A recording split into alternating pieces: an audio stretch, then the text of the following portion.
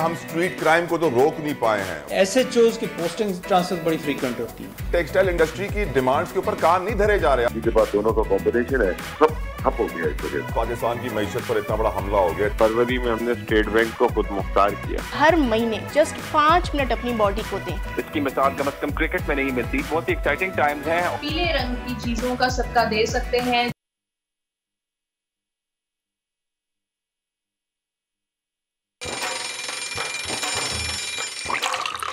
आजकल जिंदगी ही सुबह आउट ऑफ कंट्रोल है, दुनिया बोल है, मेरी दुनिया बोल है। बिस्मिल्लाहिर्रहमानिर्रहीम, अस्सलाम वालेकुम, सुबह खैर and good morning all of you. उम्मीद करते हैं आप सब लोग मज़े में होंगे, ठीक ठाक होंगे और एक नई सुबह की शुरुआत आपने एक नई उम्मीद के साथ की होगी। कहते हैं कि हौसला और यकीन हो तो कोई भी काम मुमकिन होता है। तला बिल्कुल, यकीन और हौसला। अगर आपको यकीन ना हो कि अल्लाह के सिवा कोई और इबादत के लायक नहीं, तो फिर यकीनन फ़ायदा नहीं होता। इसे कहते हैं यकीन मुहकम। यकीन जितना आप रखेंगे अपने दिल में उतना आपको फ़ायदा होगा। और हमारा दीन भी हमें यही सिखाता है और दुनिया भी यही सिखाती है, बिलीव इन योर सेल्फ। इस तरह में अल्लाह में यकीन रखना है, सल्लल्लाहु अलैहि वसल्लम में यकीन रखना है, अहले बैत में यकीन रखना है, अपने आप में भी यकीन रखना है, अपने घर पे भी यकीन रखना है, अपने मुल्क पे भी यकीन रखना है, अपनी सोसाइटी पे भी यकीन रखना है। लेकिन ये बड़ा मुश्किल होता जा रहा है क्योंकि आजकल हालात कुछ ऐसे हैं। और खुद पर भी यकीन रखना चाहिए था। अगर आपने कुछ कर दिखाने की सच्ची चाह, लगन है और आपको अपने आप पे यकीन है कि आप जिंदगी में कुछ कर सकते हैं, कुछ बन सकते हैं और जो काम आप करने जा रहे हैं, ख्वाह वो आपको सब लोग कहेंगे तुम नहीं कर सकते, लेकिन अगर आपको यकीन है खुद पे तो आप जरूर वो काम कर जाएंगे और कामयाबी आपकी। और अगर आप वो काम कर सकते हैं और यकीन नहीं है तो कभी नहीं कर पाएंगे। Top stories. यस। हुकूमत पीटीआई के लॉन्ग मार्च से खौफजदा, या मामला कुछ और। इस्लामाबाद को खंदके खोद कर सील कर दिया गया। इत्तेहादी जमातें किसी सूरत खान साहब को इस्लामाबाद में दाखिल नहीं होने देना चाहते। कराची वालों को लूटने का नया तरीका। फ्रॉडिये पुलिस का रूप धार कल कॉल मिलाते हैं, किसी अजीज को उठाने का बहाना करते हैं और चूना लगाकर लूट जाते हैं। लुटेरों को बेनकाब करेंगे हम आज के शो में। उम्र 3 साल मगर जहानत कमाल। लाहौर के नन्हे मोहम्मद याद ने कम उम्र में 22 रिकॉर्ड्स अपने नाम कर लिए। लिटिल मास्टर होंगे आज हमारे शो का हिस्सा। और कैंसर से आगाही की मुहिम का महीना। मुल्क में सालाना 40,000 अमवात, 90,000 सालाना नए केसेस रिपोर्ट। पाकिस्तानी खवातीन में बढ़ती छाती के कैंसर से बचाव किस तरह मुमकिन है, आज बताएंगे। तला ये तो थी टॉप स्टोरीज, लेकिन कुछ टॉप ट्रेंड्स भी चल रहे हैं तला आजकल नए। अच्छा बताएं अब तो मुझे, क्या है आज के टॉप ट्रेंड्स वर्दा? सबसे पहला टॉप ट्रेंड जो ट्विटर पे मैं देख रही थी वो है कि नानी फिर भाग गई।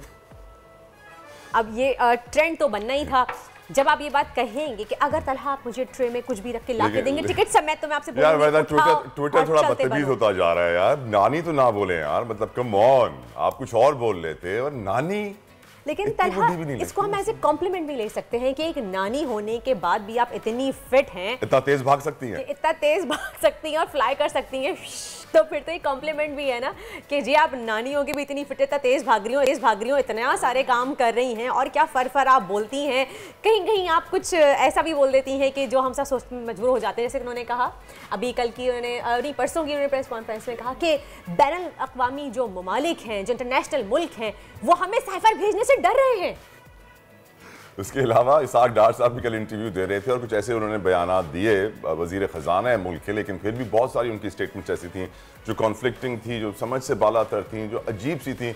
मैं आज भी कहता हूँ जिस शख्स ने 25 साल IMF से मुज़ाकरात किए और पाकिस्तान को कर्जों के दलदल में फंसाए रखा, वो कभी पाकिस्तान को इस दलदल से नहीं निकालेगा। ये उम्मीद भी ना रखें, इस पर बिल्कुल यकीन ना कीजिएगा।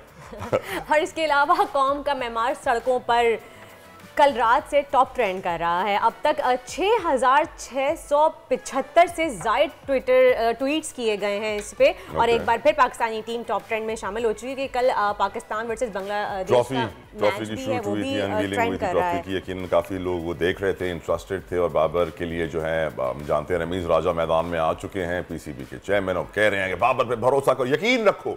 वो यकीन जिसका जिक्र वर्दा शुरू में करी थी, यकीन, ये यकीन जो है ना, बस हमारी क्रिकेट टीम में यकीन है और शायद कुछ नहीं है, यकीन बहुत है।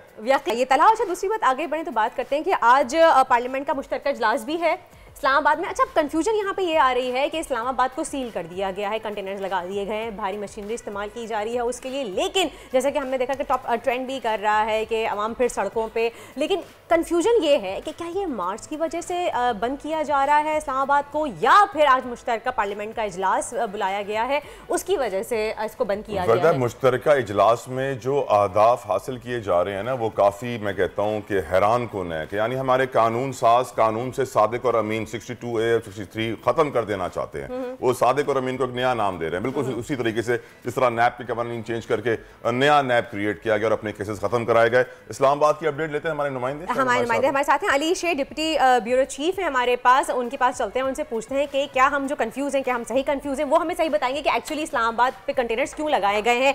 जी अली शेर, बताइएगा कि क्या सूरत हाल है? आज पार्लियामेंट का मुश्तरका इजलास भी बुलाया गया है, इस्लामाबाद को सील किया गया है, तो क्या ये मार्च के खौफ की वजह से किया जा रहा है या इजलास की वजह से? जी, पार्लियामेंट का मुश्तरका इजलास तो खैर पहले भी होता है, उसमें भी सिक्योरिटी के सख्त इंतजाम होते हैं, लेकिन इतने नहीं होते जितने के अब रास्ते बंद किए जा रहे हैं। जिस तरह खासतौर पे नादरा चौक, सरीना चौक, इसी तरह से जो है वो मेन जो जनाह एवेन्यू है उसके ऊपर तो पहले ही लोहे के गेट लगे हुए हैं, उसके आगे जो है वो कंटेनर मौजूद है। तो वो रास्ता जो मेन पार्लियामेंट को ईवान सदर को जाता है वो तो पहले ही बंद है, लेकिन जो दूसरे रास्ते हैं उनके ऊपर लोहे के जो है वो बड़े बड़े गेट लगाने की तैयारियां की जा रही हैं। और ज़ाहिर है वो इसके लिए नहीं है, पहले भी जब इजलास होता है पार्लियामेंट का मुश्तरका इजलास तो उस वक्त इतनी सिक्योरिटी नहीं होती। ये बुनियादी तौर पर पाकिस्तान तहरीक इंसाफ इमरान खान के जो लॉन्ग मार्च है उसके लिए तैयारी की जा रही है कि रेड जोन में कोई जो है वो घुस ना सके और वहां पे ना आ सके, तो इस वजह से ये सारी सिक्योरिटी है बुनियादी तौर पे। लेकिन सोचने की बात तो ये भी है शेख साहब सोचने की बात तो ये भी है, खान साहब ने अभी तक तो लॉन्ग मार्च की तारीख भी नहीं दी है कि अभी से भी सब कुछ लगा दी गई है। अलीशर, ये मुझे बताइएगा एजेंडा क्या है पार्लियामेंट के इजलास का, क्योंकि हम जानते हैं कि सादिक और अमीन का कानून भी बदला जा रहा है, जो मुस्तकिल नाअहल ताहयात नाअहली का कानून था उसको भी बदला जा रहा है ताकि नवाज शरीफ साहब वापस आके दोबारा सियासत का हिस्सा बन सकें। बहुत सारे कवानीन ऐसे हैं जो मुल्क के मुस्तकबिल के लिए नहीं लेकिन सियासतदानों के मुस्तकबिल के लिए बनाए जा रहे हैं। एजेंडा क्या है पार्लियामेंट के इजलास का आज के पार्लियामेंट का जो मुश्तरका इजलास का एजेंडा है वो तो एक नुकाती है और वो है सदर मुमलिकत डॉक्टर आरिफ अलवी का पार्लियामेंट के मुश्तरका इजलास से खिताब। और उसका मकसद ये होता है कि जो पार्लिमानी साल होता है उसका आगाज सदर मुमलिकत की तकरीर से होता है, लेकिन अफसोस की बात यह है कि ये 2 माह की आईनी खिलाफ वर्जी, मैं जोर दे के कह रहा हूँ 2 माह की आईनी खिलाफ वर्जी के बाद ये इजलास हो रहा है। वजह उसकी यह है कि इस इजलास है वो वस्त ऑफ अगस्त में यानी तकरीबन 13-14 अगस्त के करीब जो है वो हो जाना चाहिए था और फिर पार्लिमानी साल का आगाज होना चाहिए था, लेकिन पार्लिमानी साल के बगैर ही जो है ये कौमी असम्बली के इजलास होते रहे। दरमियान में अगरचे ज्यादा नहीं हुए लेकिन हुए, तो उसको जो है वो एक तरह से जो आईनी खिलाफवर्जी थी वो कर दी गई और अब जो है वो उसको इजलास को बुलाया गया। वजह क्या थी कि 2 महीने जो है वो खिलाफवर्जी क्यों की गई? वजह उसकी ये थी कि हुकूमत को ये खदशा था कि ये पहली मरतबा हो रहा है कि सदर मुमलिकत जो है वो अपोजिशन की पार्टी का है और हुकूमत जो है वो दूसरी पार्टी की है, लिहाजा उनको ये खदशा था कि डॉक्टर आरिफ अलवी साहब जो है वो ऐसी तकरीर ना कर दे कि जिसके नतीजे में जो है वो उनको सुबकी हो। और अभी भी हमें ये अली शेर, अभी हमें भी ये देखना पड़ेगा कि अभी भी सदर आरिफ अलवी साहब जो भी अपना स्पीच करेंगे, जो इजलास बुलाया है उन्होंने, उसमें भी उनके जो सामने अगर देखा जाए तो उनकी अपोजिशन ही होगी, उनके अपने पार्टी के बहुत कम मेंबर्स होंगे, तो ये भी देखना पड़ेगा ना कि वो क्या कहते हैं, किस तरह से इस चीज को लेते हैं। उनकी अपनी पार्टी के मेंबर्स जो है वो तो होंगे ही नहीं, बिल्कुल भी नहीं होंगे। इस वजह से नहीं, वो भी नहीं होंगे। सेनेट के जो अरकान हैं जो पाकिस्तान तहरीक इंसाफ से ताल्लुक रखते हैं, तो सेनेटर के पीटीआई के अरकान जो है उन्होंने मुश्तरका इजलास का बाइकाट किया है, वो उसमें शामिल नहीं होंगे। बाकी जो ईवान में मौजूद होंगे वो तो वैसे ही जमीर फरोश जो थे, जो इससे पहले अपना जमीर जो है वो उसके नाम के ऊपर जो है वो पार्टी से बगावत कर चुके हैं, मुनहरफ हो चुके हैं। मुनहरफ होके वो 20 में से 17 जो है वो कायमा कमेटियों की चेयरमैनशिप ले। राइट अली शेर, thank you so very much, आपने में अपडेट किया इस्लामाबाद की सूरत हाल। सिचुएशन सीरियस है और सिचुएशन के बारे में आपने बताया कि पार्लियामेंट का इजलास तो हो रहा है, डॉक्टर आरिफ अलवी साहब प्रेसिडेंट ऑफ पाकिस्तान खिताब भी करेंगे उससे, और ये 2 महीने पहले होना था, नहीं हो सका। लेकिन अफसोस के इस पार्लियामेंट के मुश्तरका इजलास में आवाम के लिए कुछ नहीं होगा, कोई कानून साजी नहीं होगी, कोई उम्मीद ना रखिएगा आप। ये सिर्फ अपने एजेंडास अच्छा, फॉलो ये बात ही बताइए कि पाकिस्तान तहरीक इंसाफ के तमाम सेनेटर्स ने मुश्तरका तौर पे इस इजलास का बाइकआउट भी कर दिया है। वेल लेट्स सी, कुछ भी हो सकता है पॉलिटिक्स में, जो है ना, कुछ भी हो सकता है, any time anything is possible anywhere. खैर आगे बढ़ते हैं, मुल्क की बात करते हैं। वर्दा, अच्छा, मुल्क में जो इस वक्त इकोनॉमिक क्राइसिस है, सैलाब की सूरत हाल है, इसकी वजह से क्या हो रहा है, मुल्क में फ्रॉड्स बढ़ते जा रहे हैं। मुल्क में एक शॉर्टकट का रुझान पैदा हो गया है कि मैं किसी तरीके से बहुत जल्दी से पैसे कमा लूँ, किसी तरीके से इसके पैसे चोरी कर लूँ, किसी तरीके से मैं इसकी जेब पे डाका मार लूँ। इस वजह से हम देखते हैं कि जो मूवीज बन रही हैं आजकल वर्दा, उनमें आप देखते हैं कि इंडिया की एक स्टोरी आई हुई है, वहाँ पे एक गांव से वो फोने करते थे लोगों को और कहते थे अपना एटीएम का कार्ड बता दो, अपना पिन बता दो, और उनसे पैसे ट्रांसफर कर लिया करते थे। उसी तरीके से आप देखिए पाकिस्तान में यूट्यूब पे वायरल क्या हो रहा है इस वक्त। यूट्यूब पे वो वीडियोस ज्यादा वायरल हो रही हैं। हम भी अपने प्रोग्राम में आपको एक बड़े मशहूर शख्सी वीडियोस दिखाते रहते हैं जिन्होंने चंद ही माह में 9-10 मिलियन फॉलोअर्स, सब्सक्राइबर्स क्रिएट कर लिए। उनकी ज़्यादातर वीडियोस में मुझे फ्रॉड नजर आता है कि हाँ भाई, यहाँ से मैंने ये चोरी कर लिया, यहाँ से मैंने ये चोरी कर लिया।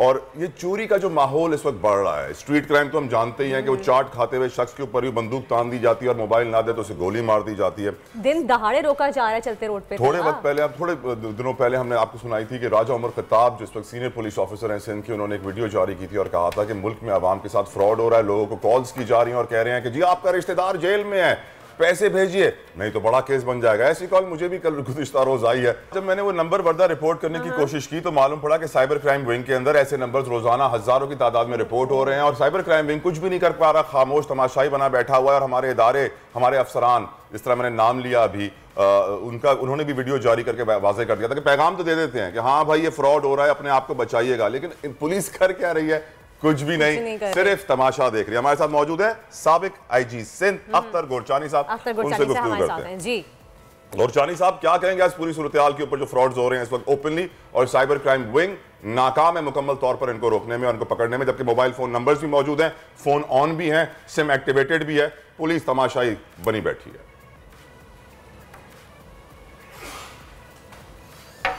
जी, मैं वही बहुत हैरत से सुन रहा था, आप जिस तरह से आपको कॉल्स आई, तो मुझे लगता है हमारे क्रिमिनल्स भी जिस तरह हमारी टेक्नोलॉजी एडवांस होती जा रही है, तो वो भी मुझे लग रहा है कि उनकी टैक्टिक्स भी अपडेट होती जा रही हैं और वो पूरी तरह मेरे ख्याल है साइबर टेक्नोलॉजी से फ़ायदा उठा रहे हैं। तो आपने बिल्कुल सही कहा, हम लोग अभी तक शायद इसको उस तरह सीरियसली नहीं ले रहे साइबर क्राइम को, और उससे रिलेटेड ये जिस तरह फेक कॉल्स आ रही हैं, जो कुछ हो रहा है, जिस तरह से हमें लेना चाहिए। एक बहुत बड़ा अभी मेरा ख्याल है रीऑर्गेनाइज करना चाहिए हमारे पुलिस स्ट्रक्चर को। लेकिन गोरचानी साहब, ये क्यों है, वजह क्या है कि हम दुनिया इतनी आगे निकल रही? साइबर क्राइम, गोरचानी साहब, सवाल करना चाह रही थी आपसे। आपने कहा कि हम इसको सीरियसली नहीं ले रहे, तो मैं पूछना चाह रही थी कि वजह क्या है कि हम सीरियसली नहीं ले रहे साइबर क्राइम को, जबकि दुनिया इतनी आगे निकल चुकी है, इंटरनेट की दुनिया है, साइबर का दौर है, लेकिन उसके बावजूद भी हम इतने पीछे क्यों हैं? क्राइम रेट इतना ज़्यादा बढ़ रहा है, पुलिस कर क्यों नहीं रही? इतनी नाअहली पुलिस की क्यों सामने आती है? देखिए ना, सीरियसली नहीं ले रहे, तभी तो मैं 10 साल पहले यहाँ CCPO कराची था तो भी हम तारिक उमर खताब पे ही रिलाय करते थे जी। आज 10 साल बाद भी तारिक उमर खताब पे रिलाय कर रहे हैं, तो मतलब फिर तो इसका मतलब ये हुआ कि हमने इस शोबे को रीऑर्गेनाइज नहीं किया, इसको एक्सपैंड नहीं किया उस तरह से जिस तरह से इसको बढ़ाना चाहिए था, और बहुत सारे लोगों को इसमें ट्रेनिंग दे के, तो ये इस तरह का जो हमारा स्ट्रक्चर है वो हर डिस्ट्रिक्ट में होना चाहिए। गोरचानी साहब एक मुश्किल सवाल आपसे पूछूंगा। गोरचानी साहब इजाजत अगर दें, एक मुश्किल सवाल है थोड़ा सा। ये बताइए कि हम जानते हैं कि पुलिस की नाकामी की सबसे बड़ी वजह उसमें सियासी मुदाखलत, सियासी भर्तियां, बहुत पहले से हम जानते हैं कि सिपाही को भर्ती करते वक्त कितने पैसे लिए जाते थे। वो तो अल्लाह भला करे एडी ख्वाजा साहब का कि जिनके आने के बाद कुछ मेरिट पे भर्तियां हुई, नहीं तो सिंध में सारी भर्तियां पर्ची पे ही होती थी और पैसों पे होती थी। क्राइम की अगर बात करें गोरचानी साहब, तो 4000 मोटरसाइकिलें हर महीने चोरी होती हैं कराची से, 8-9 करोड़ रुपए। पुलिस के पास रिसोर्सेज की बात करें तो जो FIR का रजिस्टर भी होता है ना थाने में, वो हेड मोरार अपनी जेब से खरीद रहा होता है। वो जो बड़ी सी मोबाइल होती है ना सर, उसके पास सिर्फ 8 लीटर पेट्रोल होता है, यानी 40 किलोमीटर वो चल सकती है, 200 किलोमीटर का एरिया उसे कवर करना होता है। पुलिस का फेलियर बहुत बड़ा है, वाजे है, पॉलिटिशियंस इसके जिम्मेदार हैं। आप जब बड़ी अहम पोस्ट पे मौजूद थे गोरचानी साहब, आपके ऊपर कितना सियासी दबाव आता था, कितनी सियासी मुदाखलत होती थी आपके दौर में?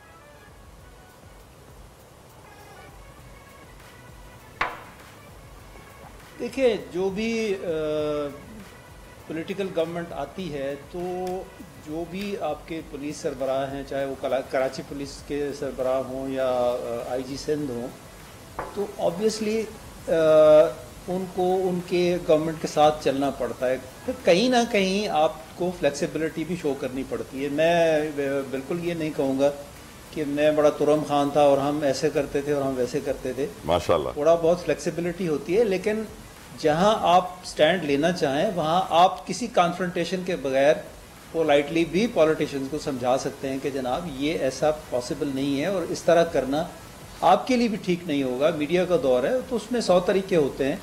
अगर आप बिल्कुल ही लेट जाएं पॉलिटिशियंस के आगे तो उसका तो कोई इलाज नहीं, लेकिन अगर आप कॉन्फ्रंटेशन किए बगैर बिल्कुल लेटना नहीं है, बस थोड़ा सा झुकना होगा, थोड़ा फ्लेक्सिबल होना होगा कि हाँ जी जाहिर है फिट आ जाऊं मैं सिचुएशन में।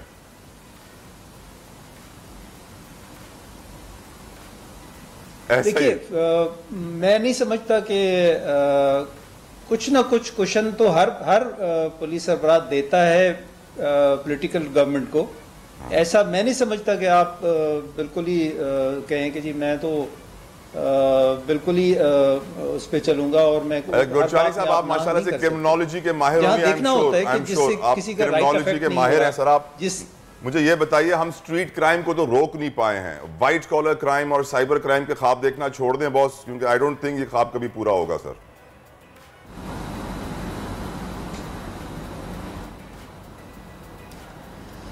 देखिए, स्ट्रीट क्राइम में जिस तरह से हम जिस तरीके से उसको टैकल करने की कोशिश कर रहे हैं उसमें बहुत बेहतरी की गुंजाइश मौजूद है। तो मैं एक दो पहले भी प्रोग्राम्स हुए हैं, उनमें भी मैं ये आईजी सिंध और सीसीपीओ कराची को ये सजेशन दे चुका हूँ कि थोड़ा इसको फिर से देखें, इसको फिर से बेहतर करने की कोशिश करें। मैं आपको मिसाल देता हूँ। देखिए, हम सीसीटीवी कैमरास लगा रहे हैं पूरे शहर में और ये बहुत यूजफुल है, इससे बहुत सारे क्राइम की डिटेक्शन होती है। तो हम क्या करते हैं कि कोई काम करते हैं, 500-600 कैमरे लगा के भूल जाते हैं। थोड़े अरसे बाद पता चलता है कि 600 कैमरों में से 200 कैमरे खराब पड़े। तो मतलब ये कि एक तो मेंटेनेंस नहीं होती इन कैमरों की, दूसरा ये कि इनको लेटेस्ट टेक्नोलॉजी से इनको वो नहीं किया जा रहा, हम आंग नहीं किया जा रहा। जैसे उनमें नादरा के साथ लिंक करके आप फेशियल आइडेंटिफिकेशन करते हैं, वो उसमें साथ साथ उसमें इम्प्रूवमेंट भी करते रहने चाहिए और कंसिस्टेंसी भी होनी चाहिए। ये नहीं कि एक चीज़ आप एक काम करें और उसके बाद भूल जाएं, उसको मेंटेन ही ना करें, अपडेट ना करें। तो जैसे जैसे ये चीज़ें हम करेंगे तो ज़रूर बेहतरी आएगी इसमें। गोरचानी साहब, यहाँ पे एक सवाल करना चाहूँगी आपसे कि हमें पता है कि बहुत सी बेहतरी आनी चाहिए और आ सकती है, लेकिन वो आती नहीं है। उसका रीज़न क्या यही है कि पॉलिटिशियंस होने नहीं देते, उनके आगे हमें फ्लेक्सिबल होना पड़ता है पुलिस को। इसकी वजह से पुलिस अपना प्रॉपर तरीके से काम सर अंजाम दे नहीं पाती, जो उनकी ड्यूटीज़ हैं वो कर नहीं पाती है। AI कैमराज लगे, लेकिन उसके बाद भी हम देख लेते हैं सोशल मीडिया पर सब क्राइम की रिपोर्ट्स आ जाती हैं, चेहरे नज़र आ जाते हैं, लेकिन तब भी पकड़ धकड़ नहीं हो पाती है उनकी। तो क्या आवाम पुलिस से उम्मीद लगाना छोड़ दे, ये उम्मीद करना छोड़ दे कि हमारी शहर की पुलिस जो है वो हमारे लिए किसी तरीके से भी हेल्पफुल होगी? छोड़ देनी चाहिए उम्मीद। नहीं रिदा, ऐसा बिल्कुल नहीं होता कि कोई पॉलिटिशियन आपको कहे कि आप स्ट्रीट क्राइम को से नबरदाज़मा नहीं हो या ये इसमें दिलचस्पी नहीं लें। मेरे तो ख्याल ये किसी पॉलिटिकल गवर्नमेंट के इंटरेस्ट में नहीं है और कोई भी नहीं रोकेगा। किसने रोका है आपको कि आप स्ट्रीट क्राइम को अच्छी तरह से फ्लेक्सिबल होना पड़े? देखिए, अगर कोई अमीर है, कोई ज्यादा पैसे खिला देता है तो वहां पे जाके हम देखते हैं कोई केस नहीं बनता। जो केसेस बनते हैं वो हम जानते हैं कि हमारे सामने है। लेकिन कोई गरीब, अगर नॉर्मल अगर हम स्ट्रीट क्राइम्स की बात करें, कोई मोबाइल छीनने वाला शख्स भी होता है तो वो भी नहीं पकड़ में आता है, फैसिलिटीज नहीं है। देखिए, फ्लेक्सिबल होने का ये मतलब नहीं कि आप लोगों से ज्यादतियां करना शुरू कर दें या उनके राइट्स उनको नहीं लेके दें, ऐसा बिल्कुल नहीं होता। अब मैं आपको एक मिसाल देता हूँ। देखिए, ये हमारे यहाँ एक ट्रेंड है, कराची में मैंने देखा है कि SHOs की पोस्टिंग ट्रांसफर बड़ी फ्रीक्वेंट होती है। तो ये भी उसमें एक रुकावट है मतलब इस रोकथाम में कि एक बंदा, एक पुलिस अफसर एक अपने हालात समझ रहा होता है थाने के, अपनी एक स्ट्रेटजी बनाता है उसको कि इसको क्राइम को मैंने कैसे प्रिवेंट करना है, तो अभी 2-4-6 महीने बाद ही उसको ट्रांसफर हो जाएगी, जाहिर है फिर नया बंदा आएगा, फिर वो नए सिरे से हालात को समझने की कोशिश करेगा। यही चलता है। बहुत बहुत शुक्रिया गोशानी साहब। इस तरह गोशानी साहब, हमारे पास वक्त कम है, मज़ीद गुफ्तगू करते, लेकिन बात वाज़ेह है कि पुलिस, सिंध पुलिस पर रिलाय करने की कोई ज़रूरत नहीं है। यहाँ पे हम बेहतरी नहीं देखेंगे, फ्रॉड होता रहेगा, क्राइम होता रहेगा, सब तमाशा देखेंगे। ब्रेक लेते हैं, प्रोग्राम जारी रहेगा। आजकल जिंदगी ही सुबह आउट ऑफ कंट्रोल है, दुनिया बोल है, तेरी दुनिया बोल है। Welcome back after the break. आप देख रहे हैं दुनिया बोल है। अगर हम थोड़ी टेक्सटाइल इंडस्ट्री की बात कर लें तलहा, तो फिलहाल एप्टिमा ने हालिया बिजली सब्सिडी ख़त्म करने पर हुकूमती ऐलान के खिलाफ उन्हें एहतजाज का इंदिया दे दिया है।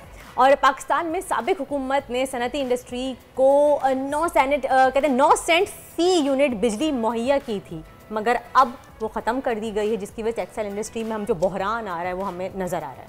यकीनन all Pakistan textile mills association, APTMA के अलावा रेडीमेड गारमेंट्स एसोसिएशन और टेक्सटाइल से जुड़े हुए जितनी भी एसोसिएशन है, सब मुश्किलात से दो चार हैं। वजह यह है गैस महंगी, बिजली महंगी, कॉटन शॉर्ट, यार्न की जो बेल्स हम मुल्क में प्रोड्यूस करते थे अब हमें इंपोर्ट करनी पड़ रही हैं। तो टेक्सटाइल इंडस्ट्री जो रीढ़ की हड्डी थी हमारी एक्सपोर्ट्स की, हमारा गारमेंट जो दुनिया भर में मशहूर होता था, हमारा जो कॉटन, हमारी जो हर डेनिम हमारा पूरा दुनिया में एक्सपोर्ट होता था, मशहूर होता था, आज वो मुश्किलात का शिकार है। और वजह यह है हुकूमती पॉलिसीज। अगर इस सेक्टर के लिए सही पॉलिसीज बनाई जाएं तो यकीनन इनकी मुश्किलात खत्म हो सकती है और पाकिस्तान को बड़ा फायदा हो सकता है। पर लगता यह है कि पाकिस्तान को फायदा पहुंचाना नहीं चाहता। हमारे साथ मौजूद है चेयरमैन एप्टिमा है आसिफ इनाम साहब। उनकी तरफ बढ़ते हैं और बात करते हैं, उनको वेलकम कहते हैं अपने शो में। अस्सलाम वालेकुम आसिफ इनाम साहब, 1600 टेक्सटाइल फैक्ट्रीज बंद हो चुकी हैं, 5 मिलियन लोग अनएम्प्लॉयड हो चुके हैं, 30,000 से ज़्यादा लोगों पे इफेक्ट हुआ है जो लोग एम्प्लॉयमेंट करते थे टेक्सटाइल इंडस्ट्री में। एक बहुत बड़ी टेक्सटाइल की कंपनी है जिसकी डेनिम बहुत ज़्यादा मशहूर है, जो ज़्यादातर एक्सपोर्ट करती है, आप भी जानते होंगे डेफिनेटली। उनकी शिपमेंट्स पड़ी हुई हैं, अभी तक भेज नहीं पा रही, उनके ऑर्डर भी नहीं है, सब फंस गए बुरी तरीके से। टेक्सटाइल इंडस्ट्री बुरी तरीके से तबाह हो चुकी है हमारी। हैरत की बात यह है कि आपकी ऑर्गेनाइजेशन के सर लोग शहबाज शरीफ साहब के बहुत करीबी हैं। मैं गौहर साहब को भी देखता रहता हूं, हर इवेंट में उनके साथ होते हैं, लेकिन फिर भी टेक्सटाइल इंडस्ट्री की डिमांड्स के ऊपर कान नहीं धरे जा रहे। आपकी बात में कोई वजन है ही नहीं जैसे उनके सामने, क्यों?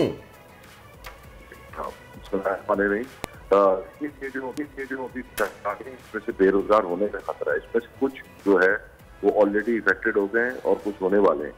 तो आज की मेक और ब्रेक मीटिंग है कि अगर एनर्जी टैरिफ वगैरह की कंटिन्यूटी और कंटिन्यूटी फॉर फोर्सिबल टाइम, मतलब अगर आप हर महीने रेट एक्सटेंड होगा जैसे पिछले 2 महीने था, तो कोई रुई कैसे मंगाएगा? इससे तकरीबन 2 साल पहले 55 लाख बेल की क्रॉप हुई थी पाकिस्तान में और हमें रुई की कोई तकलीफ नहीं हुई थी, अब बाहर से आ गई थी।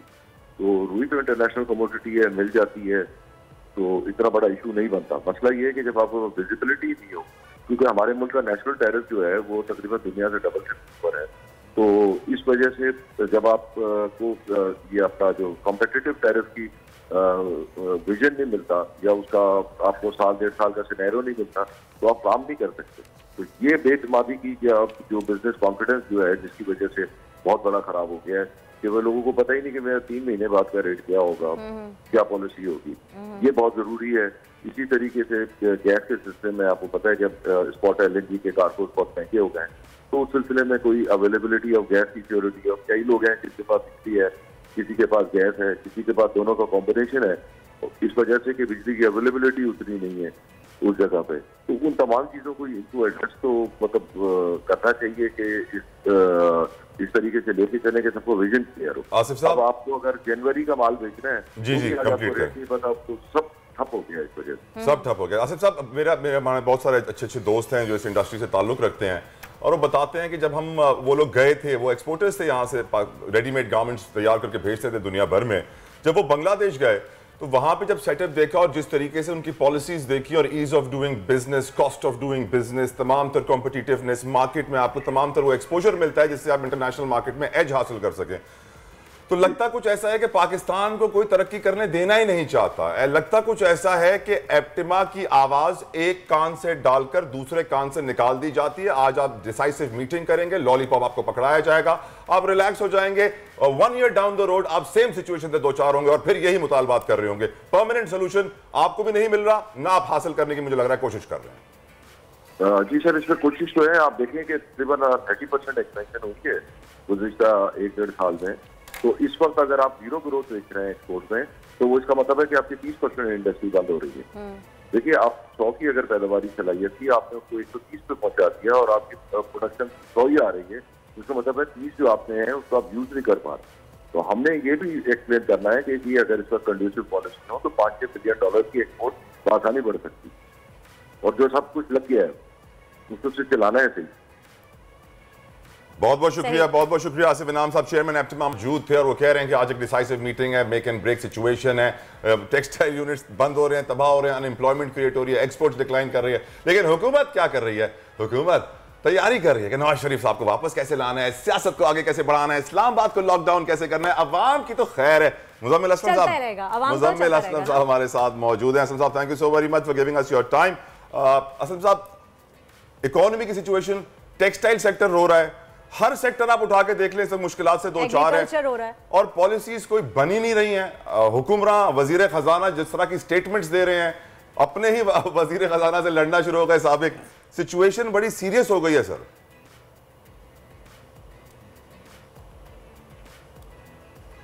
मुज़म्मिल असलम साहब, क्या हमें सुन सकते हैं? हमारे साथ लाइन पे मौजूद है इस वक्त। आई थिंक टेक्निकल कुछ कनेक्शन का एरर है, दोबारा से रब्ता करने की कोशिश करेंगे। लेकिन तना हमारा एग्रीकल्चर सेक्टर तबाह हो चुका है, टेक्सटाइल तबाह हो रही है, हमारे किसान रो रहा है, आवाम को कोई पूछ नहीं रहा है। तो ये तो सब हम देख रहे हैं कि हम डाउनफॉल की तरफ ही जा रहे हैं। मुज़म्मिल असलम साहब लाइन पे हमारे साथ ज्वाइन कर चुके हैं हमें। मुज़म्मिल असलम साहब, वेलकम टू दुनिया बोल and thank you so much for giving us your time. आपने हमारा सवाल सुना था या हम सवाल रिपीट कर दें? रिपीट कर दें सर। ये बताइए, हमारी इकोनॉमी जिस तरह के हाल में है, इसाक डार साहब, मिफ्ता साहब लड़ रहे हैं। इसाक डार साहब कहते हैं हम 25 साल से IMF से मुज़ाकरात कर रहे हैं, मैं ही निकालूंगा डॉलर महीने के एंड पे 200 से नीचे ले आऊंगा। ये कैसी आर्टिफिशियल इकोनॉमी चल रही है? टेक्सटाइल सेक्टर सर रो रहा है, एप्टिमा वाले परेशान है, कह रहे हैं 400 से यूनिट्स हमारे ज्यादा बंद हो चुके हैं, हजारों लोग, लाखों करोड़ों लोग इस वक्त बेरोजगार हो रहे हैं। एग्रीकल्चर की बात करें तो वहां पे किसान बेचारे इस्लामाबाद में बैठे हुए हैं। होगा क्या मईशत का मुज़म्मिल साहब?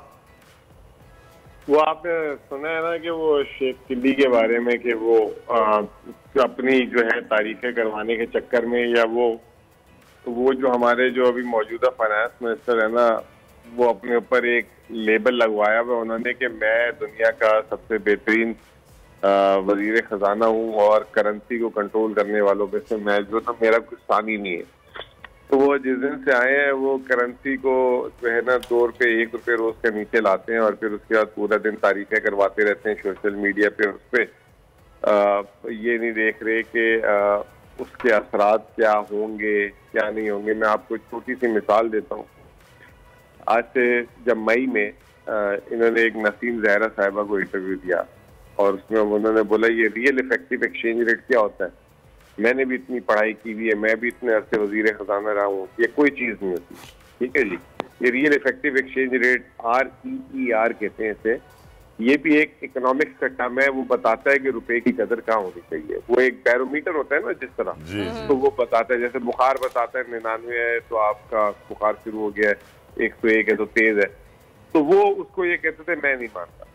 अच्छा, अब ये आजकल टीवी में रोज बैठ के कहते हैं कि real effective exchange rate indicate कर रहा है कि 200 रुपए से नीचे होना चाहिए। तो मतलब 5 महीने पहले इनको रियल इफेक्टिव एक्सचेंज रेट के बारे में पता भी नहीं था और आज जगह जगह जाके कोट कर रहे हैं रियल इफेक्टिव एक्सचेंज रेट। तो मौजूदा जो हालात हैं वो है, मैंने कल भी एक फील ऑफ किया था, उसमें समझाने की कोशिश की थी कि देखें एक चीज की कीमत है 100 रुपए, तो ठीक है 100 रुपये होनी चाहिए, लेकिन अगर वो चीज शॉर्ट हो जाए किसी वजह से या उसकी अवेलेबिलिटी नहीं हो तो उसका फिर कोई रेट नहीं होता। वो 150 भी हो सकता है, 200 भी हो सकता है, 250 भी हो सकता है। जैसे अभी सैलाब आए तो टमाटर जो 40-50 रुपए किलो मिलते थे वो 250 रुपए किलो चले। तो इस वक्त मुल्क में डॉलर जो है उसकी असल कीमत पहले तो तयन करनी है। वो जो बैरोमीटर है वो भी पुराना चला रहे हैं। जो रियल इफेक्टिव एक्सचेंज रेट है मेरे हिसाब से 250 से 240 रुपए डॉलर का रेट बनना चाहिए पाकिस्तान में। अगर उससे नीचे जाएगा तो अभी जो आप लोगों ने बात की थी, टेक्सटाइल बंद हो रही है, बरामदात हर्ट हो रही है और चीजें हो रही हैं, तो वो होना शुरू हो जाएंगी। पाकिस्तान में दरामदात बढ़ना शुरू हो जाएंगे, लेकिन फिलहाल तो इन्होंने दरामदात बंद ही कर दी है ना, जबरन बिल्कुल ही बंद कर दी है। उसके बाद पाकिस्तान में जो है लोग रेमिटेंसेस भी, क्योंकि जब आप जबरदस्ती अप्रिशिएट कर देंगे तो वो कोई रेमिटेंस भी ऑफिशियल चैनल से नहीं भेजेगा। तो वो इसहाक डार साहब, मुजम्मिल साहब, वक्त की कमी है, एक बहुत ज़रूरी सवाल आपसे पूछना चाहता हूँ, दिल में मेरे आ रहा है और आप ही उसका जवाब दे सकते हैं। सवाल ये है कि जब आर्मी पब्लिक स्कूल पे हमला हुआ था तो पाकिस्तान ने एक नेशनल एक्शन प्लान बनाया था। आज पाकिस्तान की मईशत पर इतना बड़ा हमला हो गया, इतने सारे इकोनॉमिक हिटमैन आ चुके हैं, हम क्यों नहीं एक नेशनल इकोनॉमिक प्लान बनाते, हम क्यों नहीं एक कमेटी बना देते कि जिसको लॉन्ग टर्म पॉलिसीज बनाने के लिए 10 साल 15 साल के लिए खुद मुख्तार कर देंगे, इनकी पॉलिसी में कोई छेड़छाड़ नहीं कर सकता। क्यों हम अपनी मईशत के साथ सीरियस नहीं हो रहे सर? देखिए, हम मईशत के साथ चीजें अच्छी होती हैं और हम उसको जो है बदतर कर देते हैं। मिसाल देता हूँ, फरवरी में हमने स्टेट बैंक को खुद मुख्तार किया। अभी इसहाक डार साहब आए हुए हैं और वो स्टेट बैंक को जो है अपने रोजाना नीचे लेके बैठे होते हैं और वो कोशिश कर रहे हैं कि किसी तरह उसकी खुद मुख्तारी वापस ले लें और अपने हाथ में ले लेती है। तो वो एक स्टेट बैंक के जो गवर्नर होता है वो प्रोफेशनल होता है, वो थ्रू आउट काम कर रहा होता है, और एक ये जो वजीर खजाना होता है पॉलिटिकल अपॉइंटमेंट होता है। तो जरूरी है, ठीक है, अच्छी बात है वो गवर्नर वगैरह को, लेकिन उसको काम तो नहीं सिखाए ना, उसको जबरदस्ती डंडा तो ना करे। शायद यही वजह है मुजम्मिल साहब के गुज़िश्ता रात 1 बजे के करीब स्टेट बैंक के कोई FIA सर्किल में जो है तहरीक इंसाफ के खिलाफ कोई FIR भी काटी गई है कि कोई मनी लॉन्ड्रिंग का कोई केस बनाने की कोशिश की गई है। शायद यही वो प्रेशर है जिसका आप जिक्र कर रहे हैं। मुजम्मिल साहब, thank you so very much for your precious time sir, बहुत बहुत शुक्रिया। उम्मीद करते हैं कि आपकी बात, हमारी बात अरबाब तक पहुंचे और आवाम का वो लिहाज करे, ख्याल करे, मुल्क की मईशत को बचा ले, और ऐसा बोझ हम मजीद नहीं उठा सकते। तलहा, हम खाली उम्मीद ही रख सकते हैं, लेकिन मुझे नजर नहीं आ रहा कि हुकूमत इस मामले में कुछ करेगी, क्योंकि उनको अपने वो नवाज शरीफ को वापस लाएगी, उनका एक ही टारगेट है बस, और इमरान खान को बंद करना है, आवाम जाए तेल लेने। इमरान खान के ऊपर केसेस बनाने से फुर्सत मिले तो वो जाके मईशत पे आप नजर डालें ना। अगर सागबार को भी लाया गया तो क्यों लाया गया है, जो चीमागोइयाँ चल रही हैं वो बात भी जानते हैं हम लोग। खैर आगे बढ़ते हैं, ये तो पॉलिटिक्स हम डिस्कस करते रहेंगे तो हमें सिर्फ अफसोस ही होता है कि हमारे मुल्क के साथ हो क्या रहा है। लेकिन अलबत्ता हमारे मुल्क में एक साइड अगर हम देखें तो हमारे यहाँ टैलेंट की कोई कमी नहीं है, ये बात हमेशा हम कहते हैं। आज भी एक ऐसी सक्सेस स्टोरी हम शेयर करने वाले हैं। तला, क्या बात है, कमाल स्टोरी है ऐसे। हाँ, आप देखा आपने कि एक बच्चे हैं 3 साल का बच्चा, आप जस्ट सोचें कि वो बच्चा माशाल्लाह उसका IQ लेवल इतना ज़बरदस्त है, इतना बेहतरीन है कि वो आपको बता सकते हैं खाली देख के कि ये फाइटर प्लेन कौन से मुल्क का है, इसका नाम क्या है, और पता नहीं ऐसी हजारों चीजें कितनी बता सकते हैं, और कितने रिकॉर्ड्स तोड़े हैं उन्होंने। ये अभी 3 साल के हुए हैं तला, तो इनका ये है, लेकिन जब ये 2 साल 2 महीने के थे तब भी इन्होंने बेतहाशा रिकॉर्ड तोड़े हैं, और इन्होंने सिर्फ 14 माह की उम्र में अपनी ज़िंदगी का पहला लिटिल इनोवेटर टाइटल जो है वो एक अवार्ड उन्होंने विन किया था, और बहुत ही छोटी उम्र में इनके अगर आप मेडल्स देखें तो मैं तो रश खा जाती हूँ तलहा कि माशाल्लाह माशाल्लाह क्या बात है। आखिर मैं इनकी वालदा हमारे साथ मौजूद है, मैं उनसे पूछना चाहूँगी और कि भाई क्या खाया था इन्होंने क्या खा के पैदा किया था बच्चे को, माशाल्लाह से इतने जीनियस बच्चे हैं। और हम वेलकम कहेंगे इनको अपने शो में। अयाद नाम है इनका, अयाद हमारे साथ मौजूद है, इनकी वालदा भी हमारे साथ मौजूद है, लिटिल मास्टर मोहम्मद अयाद, दुनिया बोले के मेहमान। Welcome to the show and thank you so much for coming. इनकी वालदा भी हमारे साथ मौजूद हैं, अयाद की वालदा साहब, उनको भी वेलकम कहेंगे अपने शो में। जी बताइएगा कि कैसे माशाल्लाह से इतना ज़्यादा इनका IQ लेवल है और इतने ब्रिलियंट, आपको ये एहसास कब हुआ कि ये बाकी दूसरे बच्चों से इनका IQ लेवल बहुत ज़्यादा है?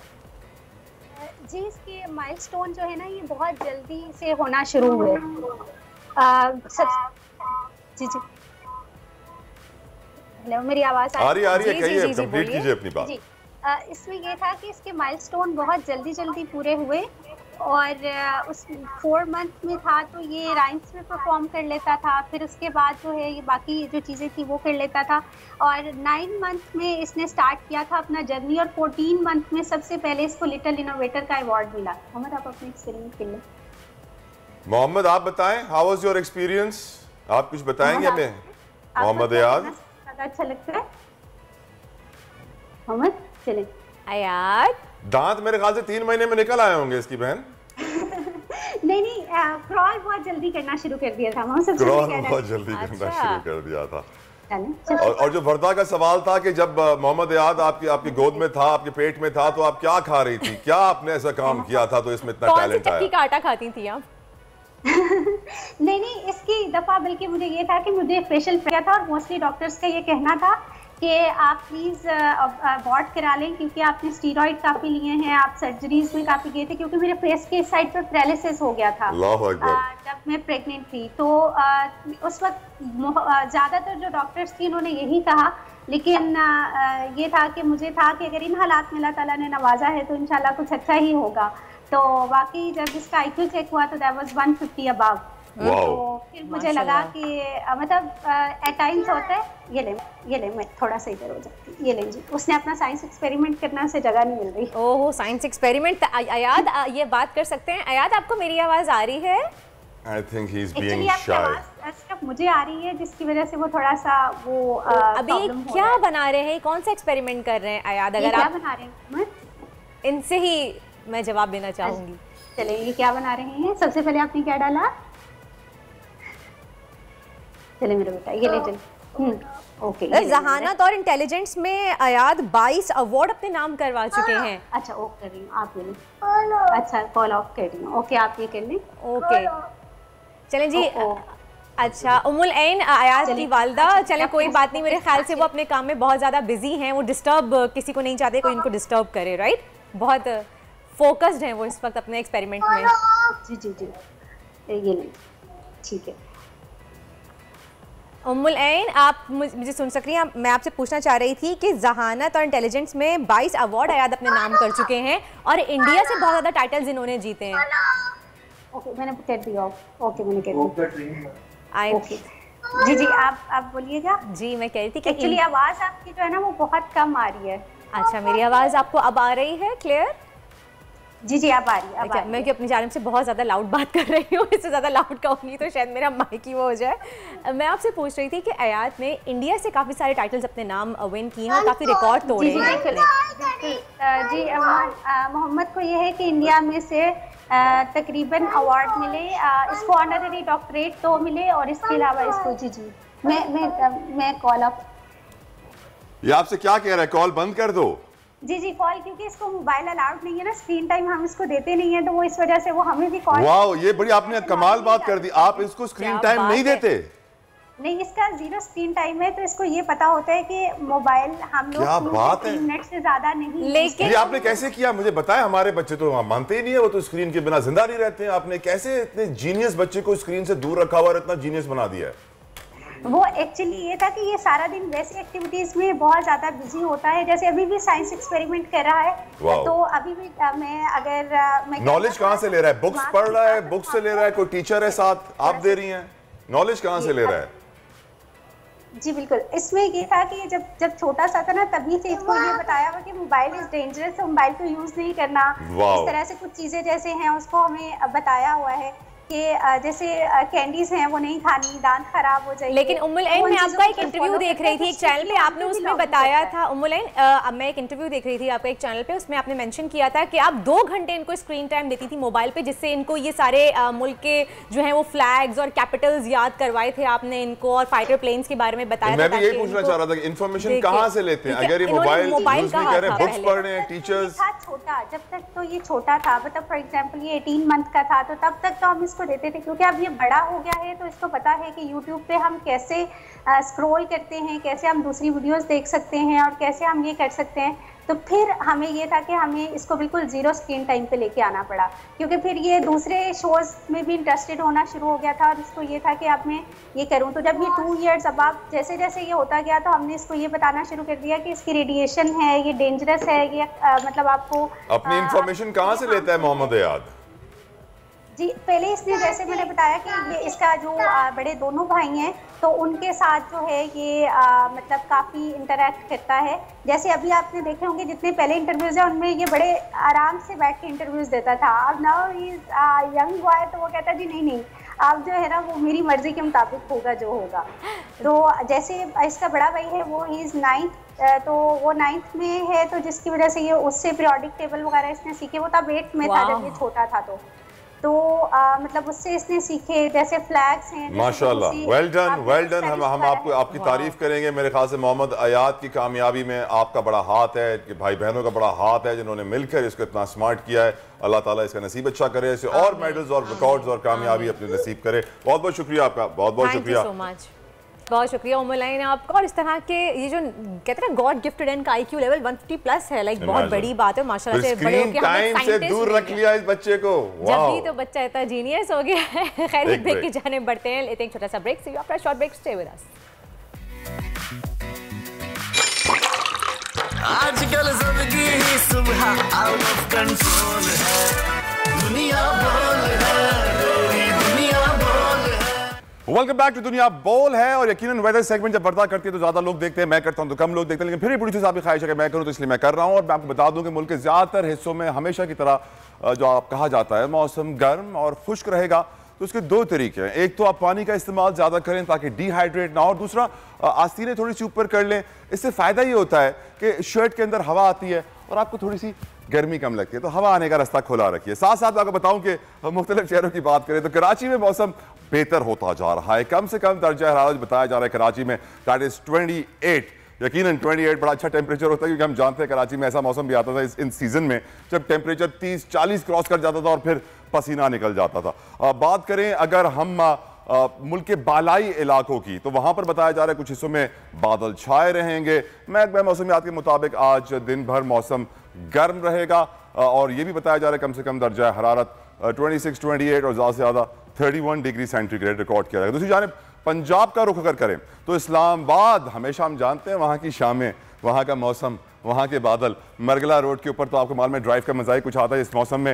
इस्लामाबाद की शामें सर्द होती जा रही हैं, वहाँ पे काफ़ी सारे लोगों ने पतले स्वेटर्स निकाल लिए हैं और अम्मी कह रही हैं बेटा स्वेटर पहनो। साथ साथ कुछ इलाकों में आज भी बादल छाए रहेंगे। शहर में कम से कम दर्जा हरारत 18, इमेजिन हम कराची में रहने वाले जो है 18 टेम्परेचर हासिल करने के लिए बड़े पैसे खर्च करते हैं, एसी चलाते हैं। इस्लामाबाद में वैसे ही मिल जाता है, जबकि इस्लामाबाद में ज़्यादा से ज़्यादा दर्जा हरारत 27 तक जाने का इम्कान है।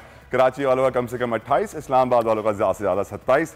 How lucky are you guys. आगे बात करते हैं, अगर लाहौर की बात करें तो सुबह के औकात में स्मॉग वाली सूरत हाल कायम होने लगी है, विच इज़ वेरी डेंजरस। आप याद रखिएगा, अगर आप स्मॉग या फॉग के थ्रू ड्राइव कर रहे हैं सुबह के औकात में पंजाब, हम जानते हैं मोटरवे और दूसरे एरियाज में, बी सेफ, अपने इंडिकेटर्स ऑन रखिएगा, हैजर्ड्स अपने ऑन रखिएगा और अपना ख्याल रखिएगा।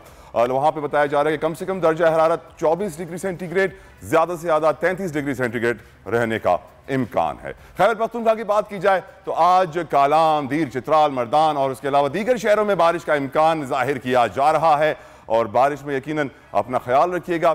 सूबे के बालाई इलाकों में मौसम अबरालुद रहने का इम्कान भी है। साथ साथ शहरों के ज़्यादातर हिस्सों में कम से कम दर्जा हरारत 19 और ज़्यादा से ज़्यादा 28 डिग्री सेंटीग्रेड रिकॉर्ड किए जाने का इम्कान है। ये थी मौसम की सूरत हाल। अपने मौसम को, अपने एनवायरनमेंट को इस क्लाइमेट चेंज की सूरत हाल से मुकाबला करने के लिए यकीनन अपने कार्बन फुटप्रिंट को मॉनिटर कीजिए, किस तरह आप कचरा अपना डिस्पोज करते हैं, उसकी रिसाइकलिंग का सोचिए और साथ साथ बिजली बचाइए। अपनी रिसोर्सेज मुल्क की वेस्ट ना कीजिए, क्योंकि हम जिस तरह पानी वेस्ट करते हैं, बिजली वेस्ट करते हैं, गैस वेस्ट करते हैं, उससे भी हमारे क्लाइमेट के ऊपर बहुत फर्क पड़ता है। रिसोर्सेज मुल्क की बचेंगी, क्लाइमेट बचेगा, हालात अच्छे होंगे और मौसम अच्छा होगा। चलते हैं वर्दा की जानिब। Thank you so much Talha, आपने वेदर अपडेट दी और बिल्कुल सही कहा आपने कि क्लाइमेट चेंज को बेहतर बनाना है तो हमें पोल्यूशन को रोकना होगा, ताकि पोल्यूशन रुके तो मौसम बेहतर हो और अच्छा हो। खैर आगे बढ़ते हैं और बात करते हैं अपने शो में अक्टूबर के मन की। 19 अक्टूबर वैसे तो world wide breast cancer awareness का दिन मनाया जाता है, लेकिन चूंकि अक्टूबर का पूरा महीना स्टार्ट हो रहा है तो हमारी पूरी कोशिश होती है कि इस पूरे महीने हम ब्रेस्ट कैंसर की अवेयरनेस दे सकें, आपको आगाही फ्राहम कर सकें। अगर हम बात करें तो पूरे साल में 90 से 95 हज़ार, 90 to 95,000 केसेस ब्रेस्ट कैंसर के रिपोर्ट होते हैं। मसला यहाँ पे ये आता है कि ख़वातीन शर्माती हैं, डरती हैं, बात नहीं करती। अगर उनको अपनी बॉडी में कुछ चेंजेस नज़र आती हैं, वो घबराती हैं कि किससे बात की जाए। अवेयरनेस की कमी है या फिर लोग बात करते हुए डरते हैं कि इस बारे में हम कैसे बात करें, डॉक्टर से रुजू कैसे करें, कैसे चीज़ को आइडेंटिफाई करें, और बहुत सारे मिथ्स हैं जो हमें परेशान करते हैं इन चीज़ों को लेकर। तो हमारी कोशिश है कि हम आपको अवेयरनेस फ्राहम कर सकें ताकि आप खुल के इस बारे में बात कर सकें और अपने आप को समझ सकें। तो इसी हवाले से आज हमारे साथ मौजूद हैं डॉक्टर रीना कुमारी, उनको वेलकम करेंगे अपने शो में। अस्सलाम वालेकुम doctor Reena, and thank you so much for giving us your time. वालेकुम सलाम। मैं सबसे पहले थैंक यू करना चाहूँगी बोल टीवी का इस इम्पॉर्टेंट टॉपिक पे बात करने के लिए। अक्टूबर का महीना पूरी दुनिया में ब्रेस्ट कैंसर की आगाही के हवाले से मनाया जाता है और हम बहुत कोशिश कर रहे हैं कि हम आम लोगों में इस बात की अवेयरनेस दे सकें कि ये मामला कितना गंभीर होता जा रहा है। सिर्फ ख़वातीन ही नहीं, मर्दों को भी हमें पता है कि ब्रेस्ट कैंसर हो सकता है। और इसके अलावा पाकिस्तान में इस सब्जेक्ट को टैबू समझा जाता है। आप जैसे बात कर रही थी कि हमारे पास ज़्यादातर लोग बात नहीं करते और तो लैक ऑफ नॉलेज भी है कि आप अपनी बॉडी को समझ नहीं पाते, आप टाइम पे आइडेंटिफिकेशन नहीं कर पाते।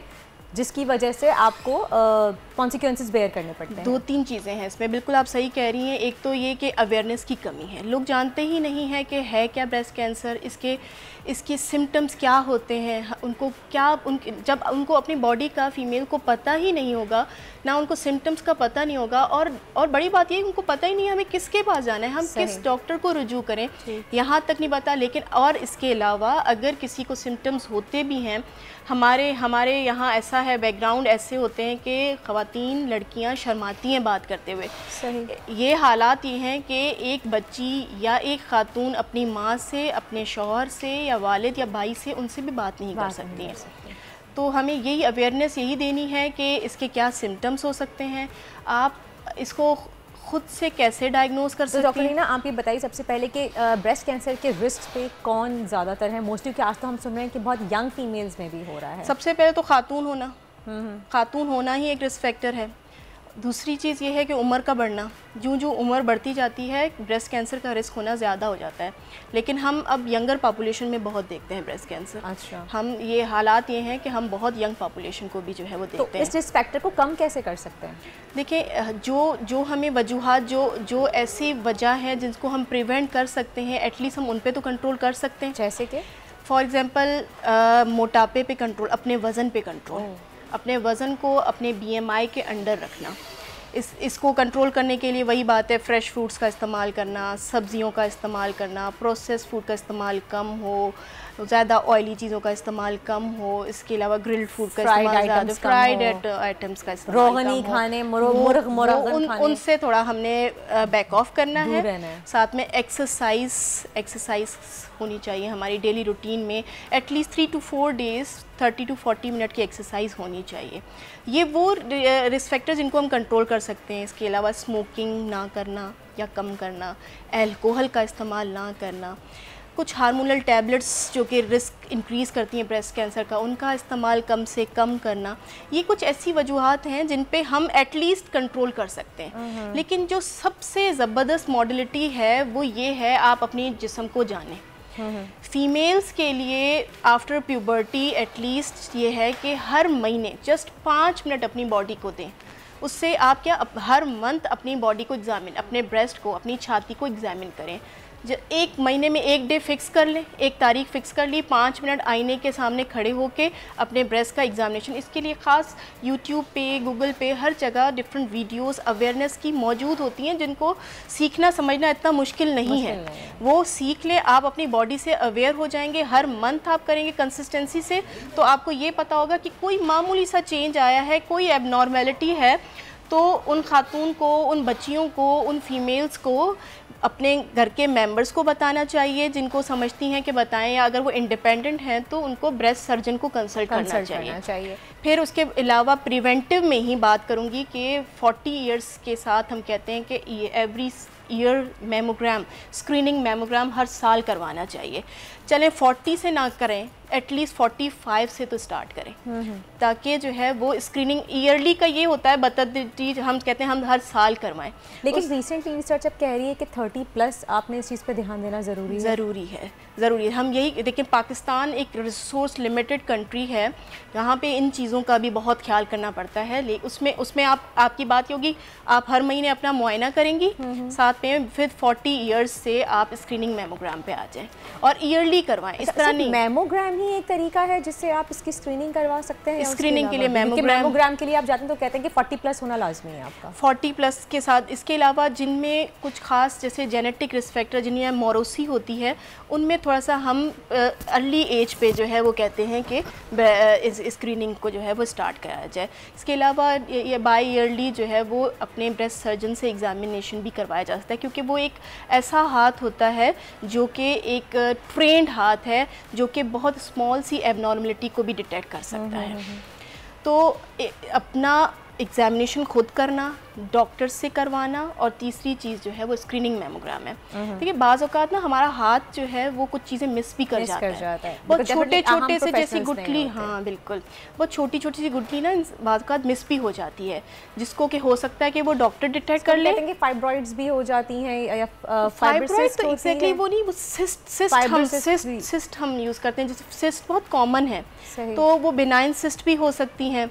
तो स्क्रीनिंग मेमोग्राम से ये फ़ायदा होता है कि वो बहुत छोटी सी गुठली, अगर गुठली ना भी बन रही हो, बिल्कुल अर्ली स्टेजेस में भी हो, वो भी डिटेक्ट हो जाती है। और अपने व्यूअर्स को मैं ये बात बताती चलूँ कि अगर आप अर्ली ब्रेस्ट कैंसर की डिटेक्शन कर लेते हैं, आपको पहले पता चल जाता है अर्ली स्टेज में, तो ये क्योरेबल है, इसको ट्रीट किया जा सकता है। लेकिन खुदा ना खास्ता जब बात आगे बढ़ जाती है तो फिर इंसान अपनी ज़िंदगी से भी हाथ धो बैठता है। अच्छा डॉक्टर रीना, इसमें मैं पूछूंगी कि बहुत सारे मिथ्स भी हैं, मिसकंसेप्शंस भी हैं, उसको मैं चाहूँगी कि प्लीज़ आप क्लियर करें। बहुत सारे मिसकंसेप्शंस हैं, मैं डिफरेंट की बात करूँगी। पहला तो ये कंसेप्शन ये है कि ब्रेस्ट कैंसर सिर्फ ख़वातीन में होता है, तो ऐसा नहीं है। ब्रेस्ट कैंसर मेल्स में भी हो सकता है, 100 में से 1 मेल को ब्रेस्ट कैंसर के रिस्क पे होते हैं। तो पहला मिथ ये है। दूसरा मिथ जो ये स्क्रीनिंग मेमोग्राम की हम बात करते हैं, तो लोग इसको सीरियसली नहीं लेते हैं, और वो यहाँ पे इस चीज़ को कोरिलेट करते हैं कि जो मेमोग्राम है ये बहुत पेनफुल प्रोसीजर है। पहली बात तो ये, इस खौफ से लोग, किसी का एक्सपीरियंस हो साथ वाले का, तो वो एक बताते हैं कि ये बहुत पेनफुल है, तो ये इतना पेनफुल नहीं है।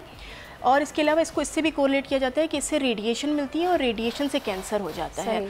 तो इसमें जो है, जो रेडिएशन की मिकदार होती है वो इतनी कम होती है कि वो कैंसर को रिस्क नहीं बढ़ाती है। तो ये स्क्रीनिंग है, ये प्रोटेक्टिव मेजर है। इसके अलावा जब डायग्नोज जिनमें हो जाता है, फिर यहाँ पे एक स्टेप हमें जो प्रॉब्लम होती है वो पेशेंट्स को कन्विंस करने की कि बायोप्सी पे वो कहते हैं कि बायोप्सी है, वो लोहा लगेगा, वो नीडल लगेगी और इससे ये फैल जाएगा। तो उससे ये फैलता नहीं है, उसको रख लेते हैं, वो बढ़ता रहता है। फिर जब ऐसी स्टेज हो जाती है जिसमें वो ऑलरेडी फैला हुआ होता है, तब पेशेंट हमारे पास आते हैं, और जब उस टाइम पे बायोप्सी की हो जाती है तो वो काफ़ी लेट स्टेज हो जाती हैं। तो बायोप्सी करने से ब्रेस्ट कैंसर या कोई भी कैंसर नहीं फैलता। ये बायोप्सी के बग़ैर आप ना कैंसर डायग्नोज कर सकते हैं, ना कैंसर का इलाज कर सकते हैं। बेशक आपकी सीटी स्कैन, आपके मेमोग्राम या दूसरे जो भी टेस्ट हैं वो आपको ये ख़बर दे रहे हैं कि ये कैंसर है, लेकिन कैंसर कौन सी टाइप क्या है, क्या चीज़ है, कैसे ट्रीट करना है, वो बायोप्सी से ही पता चलेगा। Thank you so much doctor Reena Kumari. आखिर में एक पब्लिक मैसेज आप देना चाहेंगी प्लीज़? मैं अपनी पब्लिक को ये मैसेज देना चाहूँगी, अपनी ख़वातीन को, अपने मर्द हज़रात को, मैं सबको ये पैगाम देना चाहूँगी कि ब्रेस्ट कैंसर पाकिस्तान में बहुत तेज़ी से फैल रहा है। हमारे यहाँ बहुत यंग पॉपुलेशन आ रही है और एग्रेसिव वैरायटी की कैंसर्स आ रहे हैं, और अपने आप को टाइम दें, अपनी सेहत का ख्याल रखें। हर महीने एटलीस्ट 5 मिनट अपने आप को दें, अपने बॉडी को एग्ज़ामिन करें। 40 ईयर्स से एटलीस्ट कोशिश करें कि हर साल स्क्रीनिंग मेमोग्राम जो है वो करवाइए। और अगर खुदा ना ख्वास्ता किसी फीमेल को ये डायग्नोज हो भी जाता है, तो बात यह है कि ट्रीटमेंट से बहुत ज़्यादा घबराए नहीं। हम ये कहते हैं कि वो टाइम पीरियड टफ़ होता है, 6 to 8 मंथ ट्रीटमेंट के, जो कि अगर अर्ली स्टेजेस में है तो वो टफ़ होते हैं, लेकिन ये है कि अगर वो पूरा इलाज करवा देते हैं तो उनका सर्वाइवल रेट जो है वो बढ़ता है। Thank you so much doctor Reena Kumari, बहुत बहुत शुक्रिया। बिल्कुल, अगर ये अर्ली स्टेज में डिटेक्ट हो जाए तो इसका क्योरेबल है, ट्रीटेबल है। Thank you so much once again. अक्टूबर का महीना पूरा आगाही का महीना है, हमारी यही कोशिश होती है कि हम आपको ब्रेस्ट कैंसर के हवाले से अवेयरनेस दें ताकि आप सब अपने आप को अच्छे से जान सकें। इसी के साथ ही आगे बढ़ते हैं। जैसे आपको पता है कि मुझे कुकिंग का बहुत ज़्यादा शौक है, मुझे पैशन है, और इस तरीके से मेरे जो साथी हैं, हमारे एंकर हैं तलहा, उनको भी बहुत शौक है, लेकिन उनको शौक है गाड़ियों का। वो हम देख रहे हैं पिछले कुछ हफ्तों से वो हमें गाड़ियों के डिफरेंट कार्स के रिव्यूज़ देते हैं, और क्या बेहतरीन गाड़ियां देखते हैं, किसी की इंतहा नहीं। अलबत्ता हाँ, अभी तक उन्होंने डिस्काउंट की बात की, वो देते नहीं है, पता नहीं कहाँ चले जाते हैं, अभी भी कहीं गायब हो गए हैं। तो देखते हैं कि आज वो कौन सी गाड़ी का रिव्यू दे रहे हैं। मैं भी जाके देखती हूँ, आप भी जाके देखिए।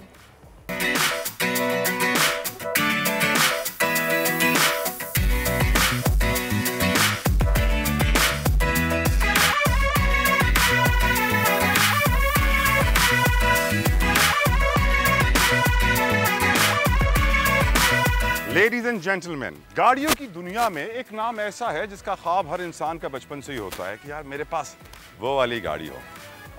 यकीनन आप समझ तो गए होंगे, मैं बात कर रहा हूँ दुनिया के सबसे बड़े ब्रांड मर्सिडीज बेंज की।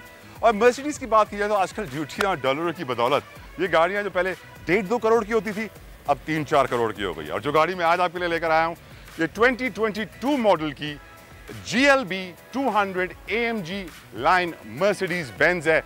ये वो गाड़ी है जिसका मुझे भी शौक़ है, आपको भी शौक़ है, ख्वाब बचपन से सबने देखे हैं लेकिन मिलती नसीबों वालों को है। आज हम शायद इस गाड़ी के लिए एक दिन के मालिक बनेंगे, नसीब हमारा भी खुलेगा, थोड़ा घूमेंगे फिरेंगे। गाड़ी के बारे में मैं आपको बताऊं, ये 1300 सीसी इसका इंजन है, इसके अंदर 165 हॉर्स पावर है, 250 के करीब न्यूटन मीटर टॉर्क है।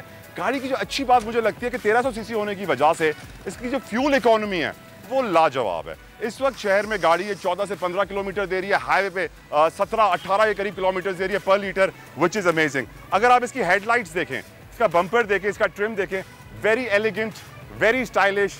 पूरी इसकी grill DRL day time running lights हैं इसके अंदर, बड़ी प्यारी सी इसकी ग्रिल है।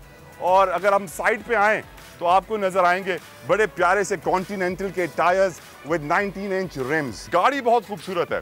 क्या होता है कि ये 4x4 गाड़ियाँ जब बहुत बड़ी हो जाती हैं तो कराची की सड़कों पर इनको चलाना बहुत मुश्किल हो जाता है, लेकिन इस गाड़ी की जो साइज़ है वो शहर के हवाले से बड़ी बेहतरीन है कि आप आराम से इसको मनूवर कर सकते हैं, ड्राइव कर सकते हैं। और अगर हम आए टेल के ऊपर, मर्सिडीज़ की जितनी भी नई गाड़ियां आ रही है 2022 मॉडल में, उसमें आपको ये सिमिलर लाइट्स नजर आएंगी। बहुत खूबसूरत इसकी टेल लाइट है और यहाँ पे क्रोम की इन्होंने पट्टी दी हुई है। साथ साथ आप देख सकते हैं डुअल एग्जॉस्ट है गाड़ी में। नीचे बहुत एक खूबसूरत सा स्पोर्टी ट्रिम भी है गाड़ी में, जिसकी वजह से गाड़ी एरोडायनामिक होती है, परफॉर्मेंस अच्छी होती है। लेकिन ये गाड़ी जितनी अंदर से खूबसूरत है ना, उतनी बाहर से कुछ भी नहीं है। इस गाड़ी की खूबसूरत ट्रंक और खूबसूरत टेल लाइट देखने के बाद यकीनन मुझे और आपको बड़ा शौक हो रहा है ये गाड़ी के अंदर जाए। लेकिन एक बात बताऊं आपको सच्ची, ये जो लोगो है ना ये वाला, इससे मुझे बड़ा प्यार है। ऐसे लगता है कि जिंदगी का एक बड़ा इंपॉर्टेंट ख्वाब है जो एक ना एक दिन जरूर पूरा होगा। ये गाड़ी के अंदर चलते हैं, इस ख्वाब की मजीद डिटेल आपको दिखाते हैं, क्योंकि यकीनन मर्सिडीज है, 2022 का मॉडल है और जो इसकी साइज है, जो इसकी परफॉर्मेंस है, ये तो बिल्कुल अगेन प्राइसलेस, लाजवाब, खूबसूरत। लेकिन गाड़ी के अंदर तो चलिए, पिक्चर अभी बाकी है।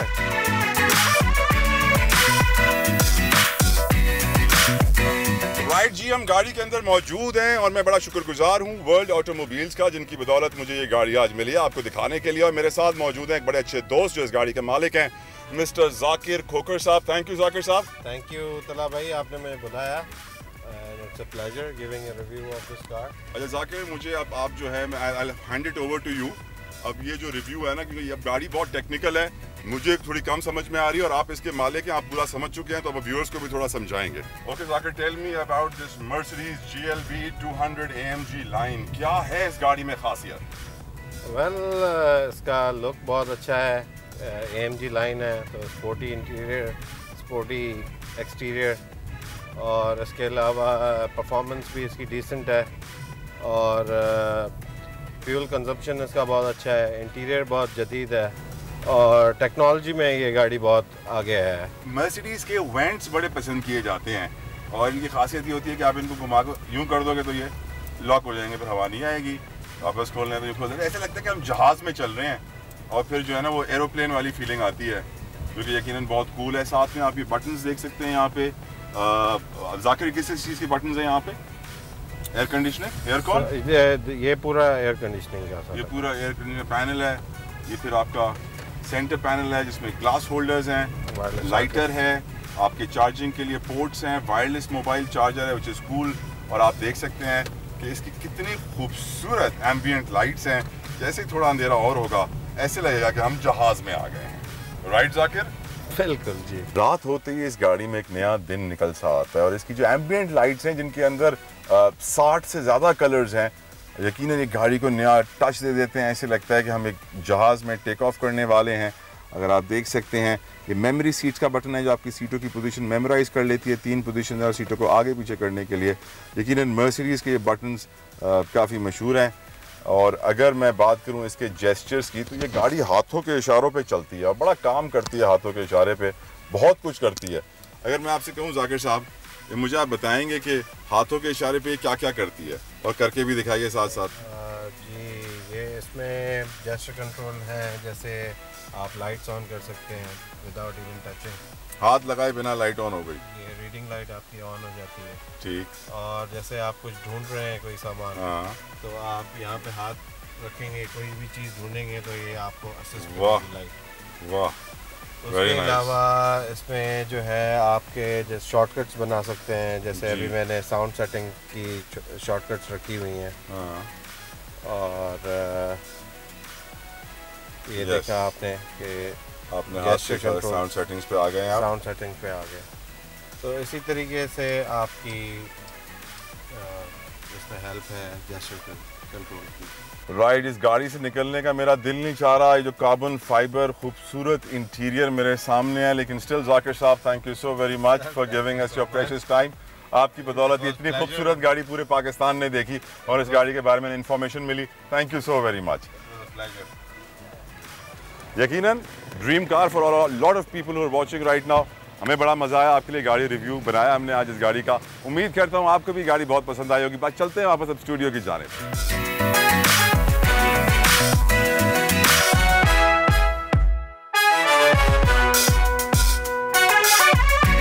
वाओ, व्हाट अ कार, वाकई सबकी ड्रीम कार। और इस वक्त ऐसा लग रहा था देख के जैसे आप कॉकपिट में बैठे हुए हैं। तलहा आएंगे तो मैं पूछूंगी क्या फीलिंग थी उनकी। ऐसा लगा था बस जहाज़ उड़ने वाला है और इंटीरियर इतना ज़बरदस्त, लाइट्स जल रही थी।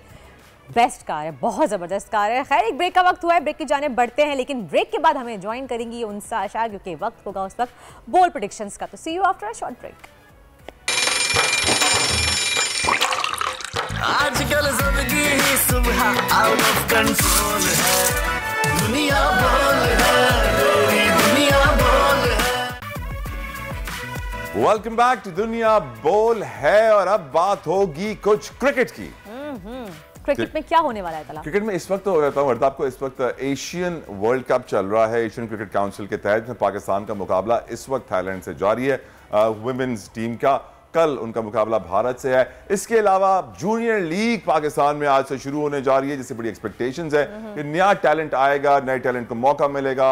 और यकीनन हम आने वाले वक्त में जो इस वक्त जूनियर लीग हो रही है उसके खिलाड़ियों को अपनी नेशनल टीम में आते हुए देखेंगे। तो आई थिंक बड़ा अच्छा काम हो रहा है इस वक्त क्रिकेट पे। काम हो ही क्रिकेट पे रहा है और किस पे हो रहा है? क्रिकेट पे ही तो काम हो। दूसरी तरफ न्यूजीलैंड में भी जो है वो सीरीज का आगाज होने वाला है, ट्रायल सीरीज हो रही है, पाकिस्तान वर्सेस इंग्लैंड, बांग्लादेश का भी मैच होने वाला है। तो हर तरफ क्रिकेट ही क्रिकेट चल रहा है। मैं उस वाली टीम को फॉलो नहीं कर रहा आजकल यार, बता क्यों? बस वो जरा दिल जो है ना थोड़ा सा खट्टा हुआ है ना, खट्टा हो गया। ऐसा लग रहा है अचार खाया था मैंने पिछली बार मैच देखते हुए। This is the good one. वाकई वैसे हमारी टीम बहुत ही अनप्रेडिक्टेबल है। जब हमें लगता है कि जीतेगी तो वो हार जाती है। ऐसी परफॉर्मेंस होती है कि माशाल्लाह सुभान अल्लाह। और जब हमें लगता है कि नहीं यार अब तो मैच हाथ से निकल गया, छोड़ टीवी बंद करो, कुछ और काम करते हैं, पीछे से आवाज़ आती है कि अरे वाह हम मैच जीत गए। तो इस तरह के बाद ना वाकई आपको लगता है कि आप दूसरी तरफ ज़्यादा चले जाएं, क्योंकि पाकिस्तान जूनियर लीग का आगाज़ आज से शुरू हो गया है। और ये बहुत ही अच्छा इनिशिएटिव है तलहा कि हमें काफ़ी नया टैलेंट मिलेगा। हमेशा ज़रूरत भी है नए टैलेंट की। जो चीज़ शायद आज से 10-15 साल पहले होनी चाहिए थी। और ये जूनियर लीग सिर्फ क्रिकेट में नहीं होनी चाहिए, दूसरे खेलों में भी होनी चाहिए। इनफैक्ट मैं कहता हूँ पाकिस्तान में एक नेशनल ओलंपिक्स होने चाहिए। जो नेशनल गेम्स होते हैं, जो सिंध गेम्स होते हैं, उनका हाल इतना बुरा होता है कि कोई अच्छा खिलाड़ी उसमें हिस्सा लेना ही नहीं चाहता। तो यकीनन होना चाहिए। लेकिन इस वक्त हम डिस्कस करेंगे जूनियर लीग को जो इस वक्त पाकिस्तान में होने जा रही है। और मेरे बड़े अच्छे दोस्त हमारे साथ इस वक्त मौजूद हैं, Imad Hamid. Imad, thank you so much for giving us your time. ये बताइए how big of an achievement is this? आप क्या समझते हैं, क्या एक्सपेक्टेशंस आपकी हैं इमाद इस लीग से? Thank you very much. For starters, very good to speak to you once again, Tala. और जी जैसे आपने कहा पाकिस्तान जूनियर लीग के हवाले से, तो इस वक्त मैं गद्दाफी स्टेडियम पे मौजूद हूँ और मैं अपने सामने देख रहा हूँ कि जिस तरह तैयारी हो रही है। और आज ही हम इसका इंशाल्लाह आगाज करेंगे। टूर्नामेंट का मजमूई तौर पर 19 मैचेस हैं और 6 टीम्स पार्टिसिपेट कर रही हैं इस first ever Pakistan junior league edition में। और बहुत ही एक्साइटिंग टाइम्स है पाकिस्तान क्रिकेट के, क्योंकि जैसे कि आप गुफ्तगू कर रहे थे, फ्यूचर और अंडर 19 प्लेयर्स जो हैं ये बहुत ही इंपॉर्टेंट होते हैं, क्योंकि इन्हीं से आपकी बेंच स्ट्रेंथ बनती है, इन्हीं से आपको बैकअप मिलता है। हर स्पोर्ट में ये बहुत ही इंपॉर्टेंट इनिशिएटिव होता है। और पाकिस्तान क्रिकेट बोर्ड ने first ever junior league launch की है। फर्स्ट एवर से मेरी मुराद है कि दुनिया में इसकी मिसाल कम से कम क्रिकेट में नहीं मिलती कि इस तरह का कोई ऑर्गेनाइज्ड लीग इवेंट हो रहा हो। और इसमें मजमूई तौर पर foreign mentors, some of the legends of the game including Vivian Richard, Javed Miandad, Shahid Afridi, Darren Sammy, Colin Munro, Imran Tahir, ये सारे शामिल हैं। तो इस हिसाब से बहुत ही एक्साइटिंग टाइम्स हैं। और ये टीम्स पिछले 3 से 4 रोज तक 4 रोज से प्रैक्टिस कर रही हैं गद्दाफी स्टेडियम में। अंडर लाइट्स भी उन्होंने प्रैक्टिस की है, दिन में भी प्रैक्टिस की है. So yes, we are very excited about this product because, as I said, it's a novel concept, it's a new concept, but it's a very, very exciting concept for the PCB. सही. तो इमाद, इस league में participate करने के लिए गैर मुल्की खिलाड़ी भी शिरकत कर रहे हैं, लाहौर पहुंच रहे हैं? जी जी बिल्कुल. मजमूई तौर पर 24 गैर मुल्की खिलाड़ी हैं, 10 मुल्कों से इनका ताल्लुक है. इसमें इंग्लैंड के प्लेयर्स मेजॉरिटी में हैं और इनमें वो खिलाड़ी भी शामिल हैं जिन्होंने अंडर 19 वर्ल्ड कप खेले हुए हैं. तो ये जो टैलेंट है ये सिर्फ पाकिस्तान का नहीं है, दुनिया भर की नजरें इस लीग पर होंगी और बहुत से ऐसे खिलाड़ी, ये नाम जो आप देखेंगे आज से लेके 21 अक्टूबर को जब तक टूर्नामेंट का फाइनल है, ये अगले 2 से 3 साल मे बी अर्लियर आपको इंटरनेशनल क्रिकेट खेलते हुए नजर आएंगे. इनमें से क्योंकि 90 खिलाड़ी हैं, we have got a very good chance that a considerable number of these players would be playing for their respective teams at the international level. तो ये बहुत ही एक्साइटिंग, जैसे मैंने कहा, प्लेटफॉर्म है और सिर्फ पाकिस्तान की नहीं, जिन जिन मुल्कों की टीम्स के प्लेयर्स इन्वॉल्व हैं उन सबकी नजरें इस लीग पर मरकूज होंगी. राइट इमाद, यकीनन हमारी दुआएं भी आपके साथ हैं, पूरी कौम की दुआएं आपके साथ हैं कि जूनियर प्रीमियर लीग कामयाब हो और यकीनन कामयाब होगी और इसका फायदा हमारे नौजवान खिलाड़ियों को भी हो. लेकिन I would take this opportunity Imad, I know कि आपका क्रिकेट से रिश्ता क्या है और क्रिकेट से हमारी कौम का रिश्ता क्या है, इसीलिए बहुत सारे और भी सवाल हैं.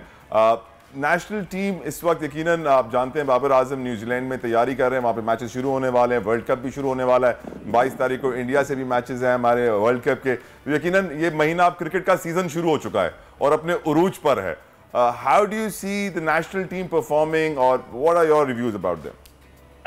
टू बी ऑनेस्ट जी, देखिए super quarter with the Pakistan junior league, लेकिन क्योंकि आपने सवाल किया, ऑफ कोर्स इसको अवॉइड नहीं किया जा सकता. हम सब पाकिस्तान क्रिकेट को सपोर्ट करते हैं, उसके फैंस हैं, उसके फॉलोअर्स हैं. हम लोग जो पाकिस्तान क्रिकेट बोर्ड में इन्वॉल्व हैं, ऑफ कोर्स हम सब की भी नजरें होती हैं और हम सब की भी बेस्ट विशेस हमेशा पाकिस्तान टीम के साथ होती हैं. जी बिल्कुल, जैसे आपने कहा, एक बहुत ही हेक्टिक क्रिकेट सीजन है, बहुत ही एक्साइटिंग क्रिकेट सीजन है, क्योंकि जैसे कि पीजीएल चल रही होगी तो ऑस्ट्रेलिया में वर्ल्ड कप का भी आगाज हो जाएगा. पाकिस्तान की टीम न्यूजीलैंड में ट्राई सीरीज खेल रही है.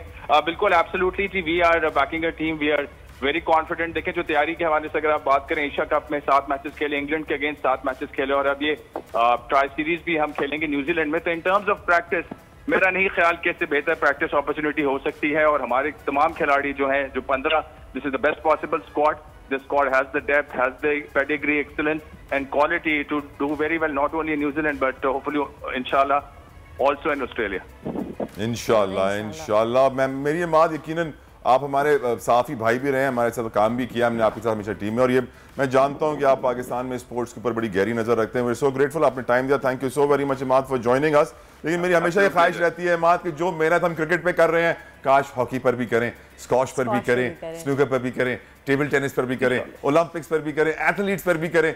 शायद हम लोग दुनिया भर में जो है अपना लोहा ज्यादा मनवा सकते हैं, not just cricket. But thank you so very much for your services, for your time and for your opinion. Imad Hamid हमारे साथ मौजूद थे. पाकिस्तान जूनियर लीग का आज से आगाज होने जा रहा है. बहुत बड़ी अचीवमेंट है, इतनी सारी टीम्स है, वर्ल्ड इंटरनेशनल खिलाड़ी आ रहे हैं और जब जूनियर खिलाड़ी को एक्सपोजर मिलता है इंटरनेशनल खिलाड़ी के साथ खेलकर, तो फिर उसके टैलेंट में, उसकी स्किल में बहुत ज्यादा इजाफा होता है. तो I think it's a great job done. शायद ये बहुत पहले हो जाना चाहिए, लेकिन इमाद की इस बात से मैं हैरान हुआ कि दुनिया में अभी तक कहीं नहीं हुआ है. Pakistan is the first one two do it. So great job done, big achievement. लेकिन तला यहाँ पे हम देखें नए टैलेंट का, हम नए टैलेंट हंट कर रहे हैं क्रिकेट के लिए, लेकिन फिर जब आके मेरिट कत्लेआम होता है ना टीम में, तो फिर उस पर बड़ा अफसोस. फिर ग्राउंड में पर्ची के नारे लगेंगे, फिर कोई रोना शुरू हो जाएगा, ना करो पर्ची पर्ची पर्ची.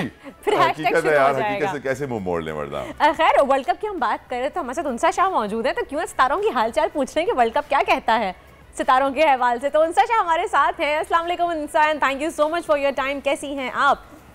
वालेकुम सलाम, गुड मॉर्निंग. मैं ठीक हूँ अल्हम्दुलिल्लाह. बिल्कुल, आप कैसी हैं? मैं बिल्कुल ठीक अल्हम्दुलिल्लाह. उनसा क्रिकेट फीवर दोबारा से स्टार्ट हो चुका है, क्रिकेट का सीजन स्टार्ट हो चुका है, तो मैंने सोचा क्यों ना लगे हाथों वर्ल्ड कप के बारे में आपसे एक कार्ड उठवा लिया जाए. क्या कहते हैं सितारे?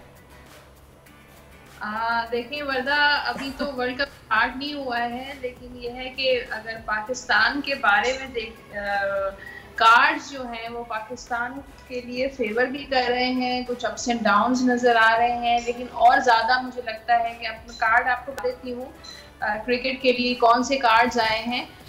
द टावर का कार्ड है, द लवर्स का कार्ड है और किंग ऑफ बॉन्ड्स का कार्ड है. यानी कि जो अवाम जो है, पब्लिक जो है, वो क्रिकेट से बहुत ज़्यादा प्यार करती है. क्रिकेट के जो प्लेयर्स हैं उनसे ज़्यादा उनको बहुत ज़्यादा जो है मोहब्बत है, प्यार है, लगाव.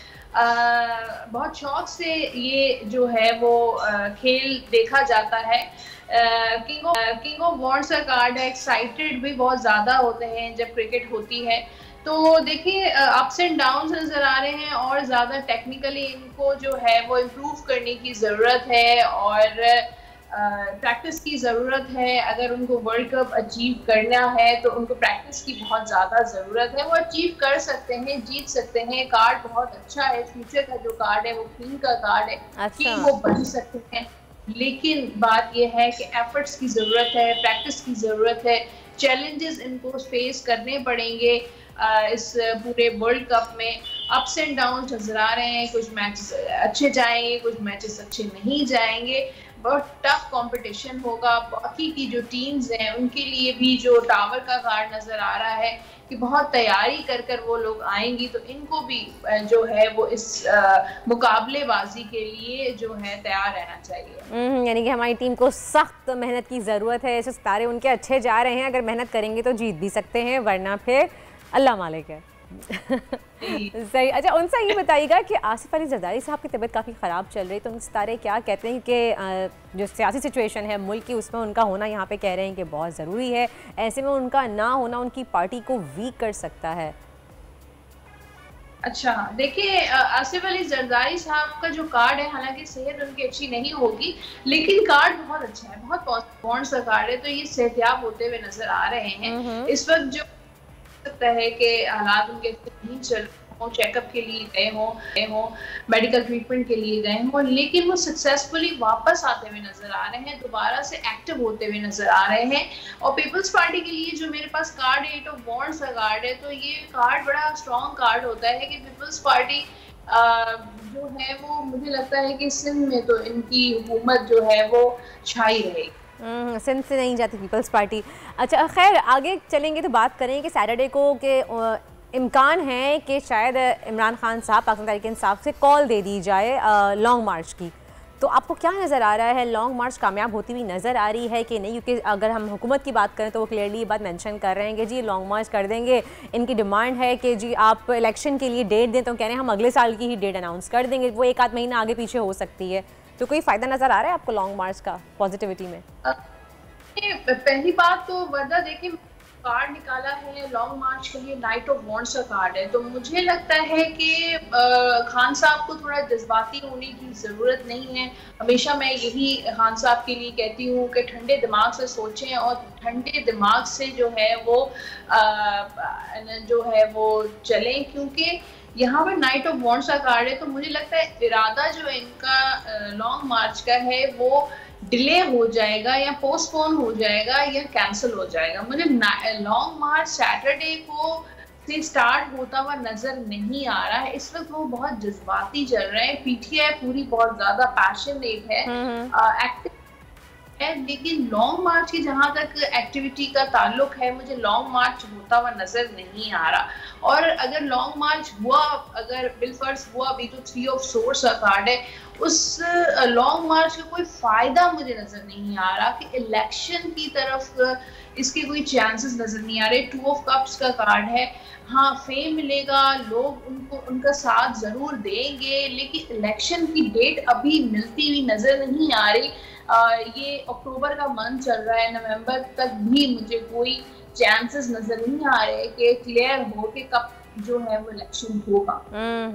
सही। अच्छा, चलें आगे बढ़ते हैं। ये तो सियासी सूरत हाल हो गई है, मईशत का भी बहुत बुरा हाल है। हमारे यूएस में रिसेशन आया हुआ है, उसके असरात पूरे दुनिया भर में हमें होते हुए नज़र आते हैं। एक तो हमारे मुल्क में वैसे ही बहुत ज़्यादा महंगाई चल रही है, उसके बाद आपको लग रहा है कि मईशत कहीं जाके स्टेबल करेगी या मज़ीद और बुरे हालात होने वाले हैं हमारे? वर्दा देखिए, कार्ड जो है वो इकोनॉमी के लिए इतना अच्छा कार्ड नहीं है। 10 ऑफ वॉन्ड्स का कार्ड है और ये बर्डन स्ट्रेस का कार्ड है, और ये देखिए अवाम जो है बहुत बर्डन का शिकार है, बहुत बोझ वो दबी हुई है और स्ट्रेस में है। इकोनॉमी की सिचुएशन जो है वो गवर्नमेंट के अगेंस्ट भी जा रही है और ज़ाहिर है अवाम तो इसका बोझ उठा रही है। तो फिलहाल तो मुझे इकोनॉमी की नेक्स्ट 3 मंथ्स में कोई स्टेबिलिटी नजर नहीं आ रही, बल्कि है वो महंगाई बढ़ सकती है और डॉलर भी हो सकता है इंक्रीज हो जाए, या जो अशियाओं की जो कीमतें हैं वो बढ़ती हुई नजर आ रही हैं। मुझे कोई कमी नजर नहीं आ रही, कोई आवाम को कोई रिलीफ मिलता नजर नहीं आ रहा। सही, चलिए आगे बढ़ते हैं। बताएं सितारों की सूरत हाल क्या है इस वक्त? एरीज, कैप्रिकॉर्न, पाइसेस ये सब कहाँ जाके ठहर रहे हैं और कह रहे हैं कि सूरज ग्रहण भी आने वाला है, तो उससे काफी सितारों पर असर पड़ने वाला है। एरीज की बात करते हैं। एरीज के लिए टेम्परेंस का कार्ड है, तो एरीज वालों को थोड़ा सब्र करना चाहिए, पेशेंस रखना चाहिए, जल्दबाजी के फैसले नहीं करनी चाहिए, या कोई काम अगर करते हैं तो पेशेंटली करें और इंतजार करें। और अगर जल्दबाजी करेंगे, सब्र नहीं करेंगे तो उनको नुकसान हो सकता है। उनसा ये आप आज के दिन का स्पेशली बता रही हैं या संडे तक के लिए बता रही हैं? मैं संडे तक के लिए बता रही हूँ कि चाहिए एरीज वालों को, क्योंकि अगर चाहे वो कारोबारी लिहाज से हो, चाहे रिलेशनशिप के हवाले से हो, घरेलू ताल्लुकात के हवाले से हो, पेशेंस उनके लिए बहुत जरूरी है। अपने गुस्से पे काबू पाए, कंट्रोल करें। एरीज टॉरस के लिए द मैजिशियन का कार्ड है। ये लोग बहुत क्रिएटिव होते हैं। इन 2-3 दिनों में कुछ काम करना इनके लिए बहुत ज़रूरी है। अगर कुछ प्लान करें कारोबारी हवाले से या कहीं शादी का इरादा है तो इन 3-4 दिनों में करेंगे तो बहुत उनके लिए अच्छा रहेगा, लकी रहेगा। और उसके साथ साथ सदका ज़रूर दें। सदके में जो है वो पीले रंग की चीज़ों का सदका दे सकते हैं, जैसे मूंग की दाल हो गई, पीला कपड़ा हो गया, हल्दी हो गई। ये टॉरस वालों के लिए अच्छा रहेगा। टॉरस के बाद जेमिनाई वालों के लिए 8 ऑफ सोर्स का कार्ड है। चीज़ें स्टक हो सकती हैं, चीज़ें स्लो हो सकती हैं, वक्त पर ऑफिस नहीं जाएंगे या वक्त पर अगर उनको कहीं पहुंचना है तो डिले हो सकता है, या कारोबारी मामलात भी इनके डिले का शिकार हो सकते हैं। ये लोग गोश्त का सदका दें तो इनके लिए बहुत अच्छा रहेगा। अपनी कम्युनिकेशन स्किल्स को भी थोड़ा सा इम्प्रूव करें। जेमिनाई के बाद है कैंसेरियंस के लिए द हेरोफेंट का कार्ड है। ये बड़ा ब्लेसिंग्स का कार्ड होता है। तो कैंसर वालों के लिए ये अगले 2-3 माह जो है वो थोड़ा सा इबादत की तरफ उनको तवज्जो देने की ज़रूरत है। अपना टाइम इबादत में भी कुछ वक्त निकालें और अल्लाह से अपना कनेक्शन जो है वो थोड़ा स्ट्रॉन्ग करें। उसके अलावा शादी के चांसेस हैं कैंसेरियंस वालों के। बिजनेस के कुछ कॉन्ट्रैक्ट्स, प्रोजेक्ट्स उनको मिल सकते हैं। प्रमोशन के भी चांसेस हैं। कैंसर के बाद है लियो वालों के लिए 6 ऑफ कप्स का कार्ड है। ये थोड़ा सा पास्ट से रिलेटेड, यानी कि पुरानी बातों में, पुरानी यादों में खोए रहेंगे, किसी पुराने दोस्त को याद करते रहेंगे। थोड़ा रिग्रेट भी हो सकता है कि पास्ट में मैंने अगर ये ना करता तो ज्यादा मेरे लिए बेहतर। पुराने ब्रेकअप्स को भी याद कर रहे होंगे। पुराने ब्रेकअप्स को भी याद कर रहे होंगे कि काश वो मेरी जिंदगी में वापस आ जाए। अल्लाह के इसमें ज्यादा रोया जाता है। हाँ, यही होता है। लियो के बाद वर्गो वाले थोड़े इंडिसाइसिव नजर आ रहे हैं। डबल माइंडेड हो सकते हैं, मेंटली थोड़ी डिस्टर्ब हो सकते हैं। इनको रिलैक्स करने की जरूरत है। वीकेंड आ रहा है तो किसी ऐसी जगह पर चले जाएं जहां पर उनको सुकून हासिल हो। थोड़ा सा काम से ऑफ ले लें और 2-3 दिन की छुट्टी ले लें या 1 दिन की छुट्टी ले लें। तो रिलैक्स करने की ज़रूरत है। योगा कर सकते हैं, एक्सरसाइज कर सकते हैं, म्यूजिक सुने, मूवी देखें। तो मेंटली उनको पीस की ज़रूरत है। वर्गो के है लिब्रा, और लिब्रा वालों के लिए थोड़ा लॉस के चांसेस हैं। तो उनको अगर कोई कारोबारी मामलात करते हैं, कहीं इन्वेस्टमेंट करते हैं, कोई प्रॉपर्टी खरीदते हैं तो सोच समझ कर लें, ध्यान से लें, क्योंकि उनको नुकसान हो सकता है या कोई उनको जो है वो ट्रैप कर सकता है, धोखा देने की कोशिश कर सकता है। इसी तरह रिश्ते में भी अगर कहीं शादी करना चाह रहे हैं तो सोच समझ कर फैसला करें, अदरवाइज वहाँ पे भी उनको प्रॉब्लम हो सकती है। लिब्रा के बाद स्कॉर्पियो के लिए बड़ा अच्छा और मजेदार कार्ड है। किंग ऑफ कप्स का कार्ड है। अगले 2-3 दिन स्कॉर्पियंस के लिए बड़े रोमांटिक रहेंगे। इमोशनल कुछ फैसले हो सकते हैं, घरेलू कुछ मामलात को लेकर डिसीजन ले सकते हैं, मकान की तब्दीली हो सकती है, रेंट पर लेते हैं तो हो सकता है अपना मकान ले लें। तो ओवरऑल अच्छी एनर्जी है स्कॉर्पियंस की, और प्रमोशन वगैरह के भी चांसेस हैं। सैलरी भी इंक्रीज हो सकती है। खर्चा मुझे ज्यादा नजर आ रहा है सही, थैंक यू सो मच उनसा, बहुत बहुत शुक्रिया। वक्त की कमी है तो इसलिए हम स्कॉर्पियो पे ये ख़त्म करते हैं, तो लेंगे कल अपने शो में और फिर कंटिन्यू करेंगे बाकी के स्टार्स। खैर अब तक तो पता चल गया कि कौन से स्टार्स के लिए पूरा हफ्ता कैसा रहेगा आगे आने वाले 3 दिन। सदका खैरात बहुत ज़रूरी है तला, क्योंकि सदका रद्दे, चाहे सदका किसी चीज़ का भी हो, सदका रद्दे बला है। मूंग की दाल के लिए भी उन्होंने कहा था कि पीले रंग का सदका तो कल आप मूंग की दाल गोश्त बनवा लीजिएगा। प्रोग्राम का वक्त तमाम होता है, अपना ख्याल रखिएगा। अल्लाह हाफ़िज़। आजकल जिंदगी ही सुबह आउट ऑफ कंट्रोल है, दुनिया बोल है, तेरी दुनिया बोल है। मंजिल, रास्ता, जज्बा, भयानक सच्चाई से हटाए पर्दे और तोड़ डाली झूठ की बेड़ियां। सलाखों से डरना कैसा जब चट्टानों ने पाला हो। इमरान खान बोल के साथ जुम्मे से इतवार रात 10 बजे सिर्फ बोल न्यूज पर। सबसे ज्यादा व्यूज, सबसे ज्यादा रील्स और सबसे ज्यादा रेटिंग के साथ बोल अब भी नंबर 1 पोजीशन पर बरकरार। सब्सक्राइब करें और बेल दबाएं ताकि कोई खबर रह न जाए।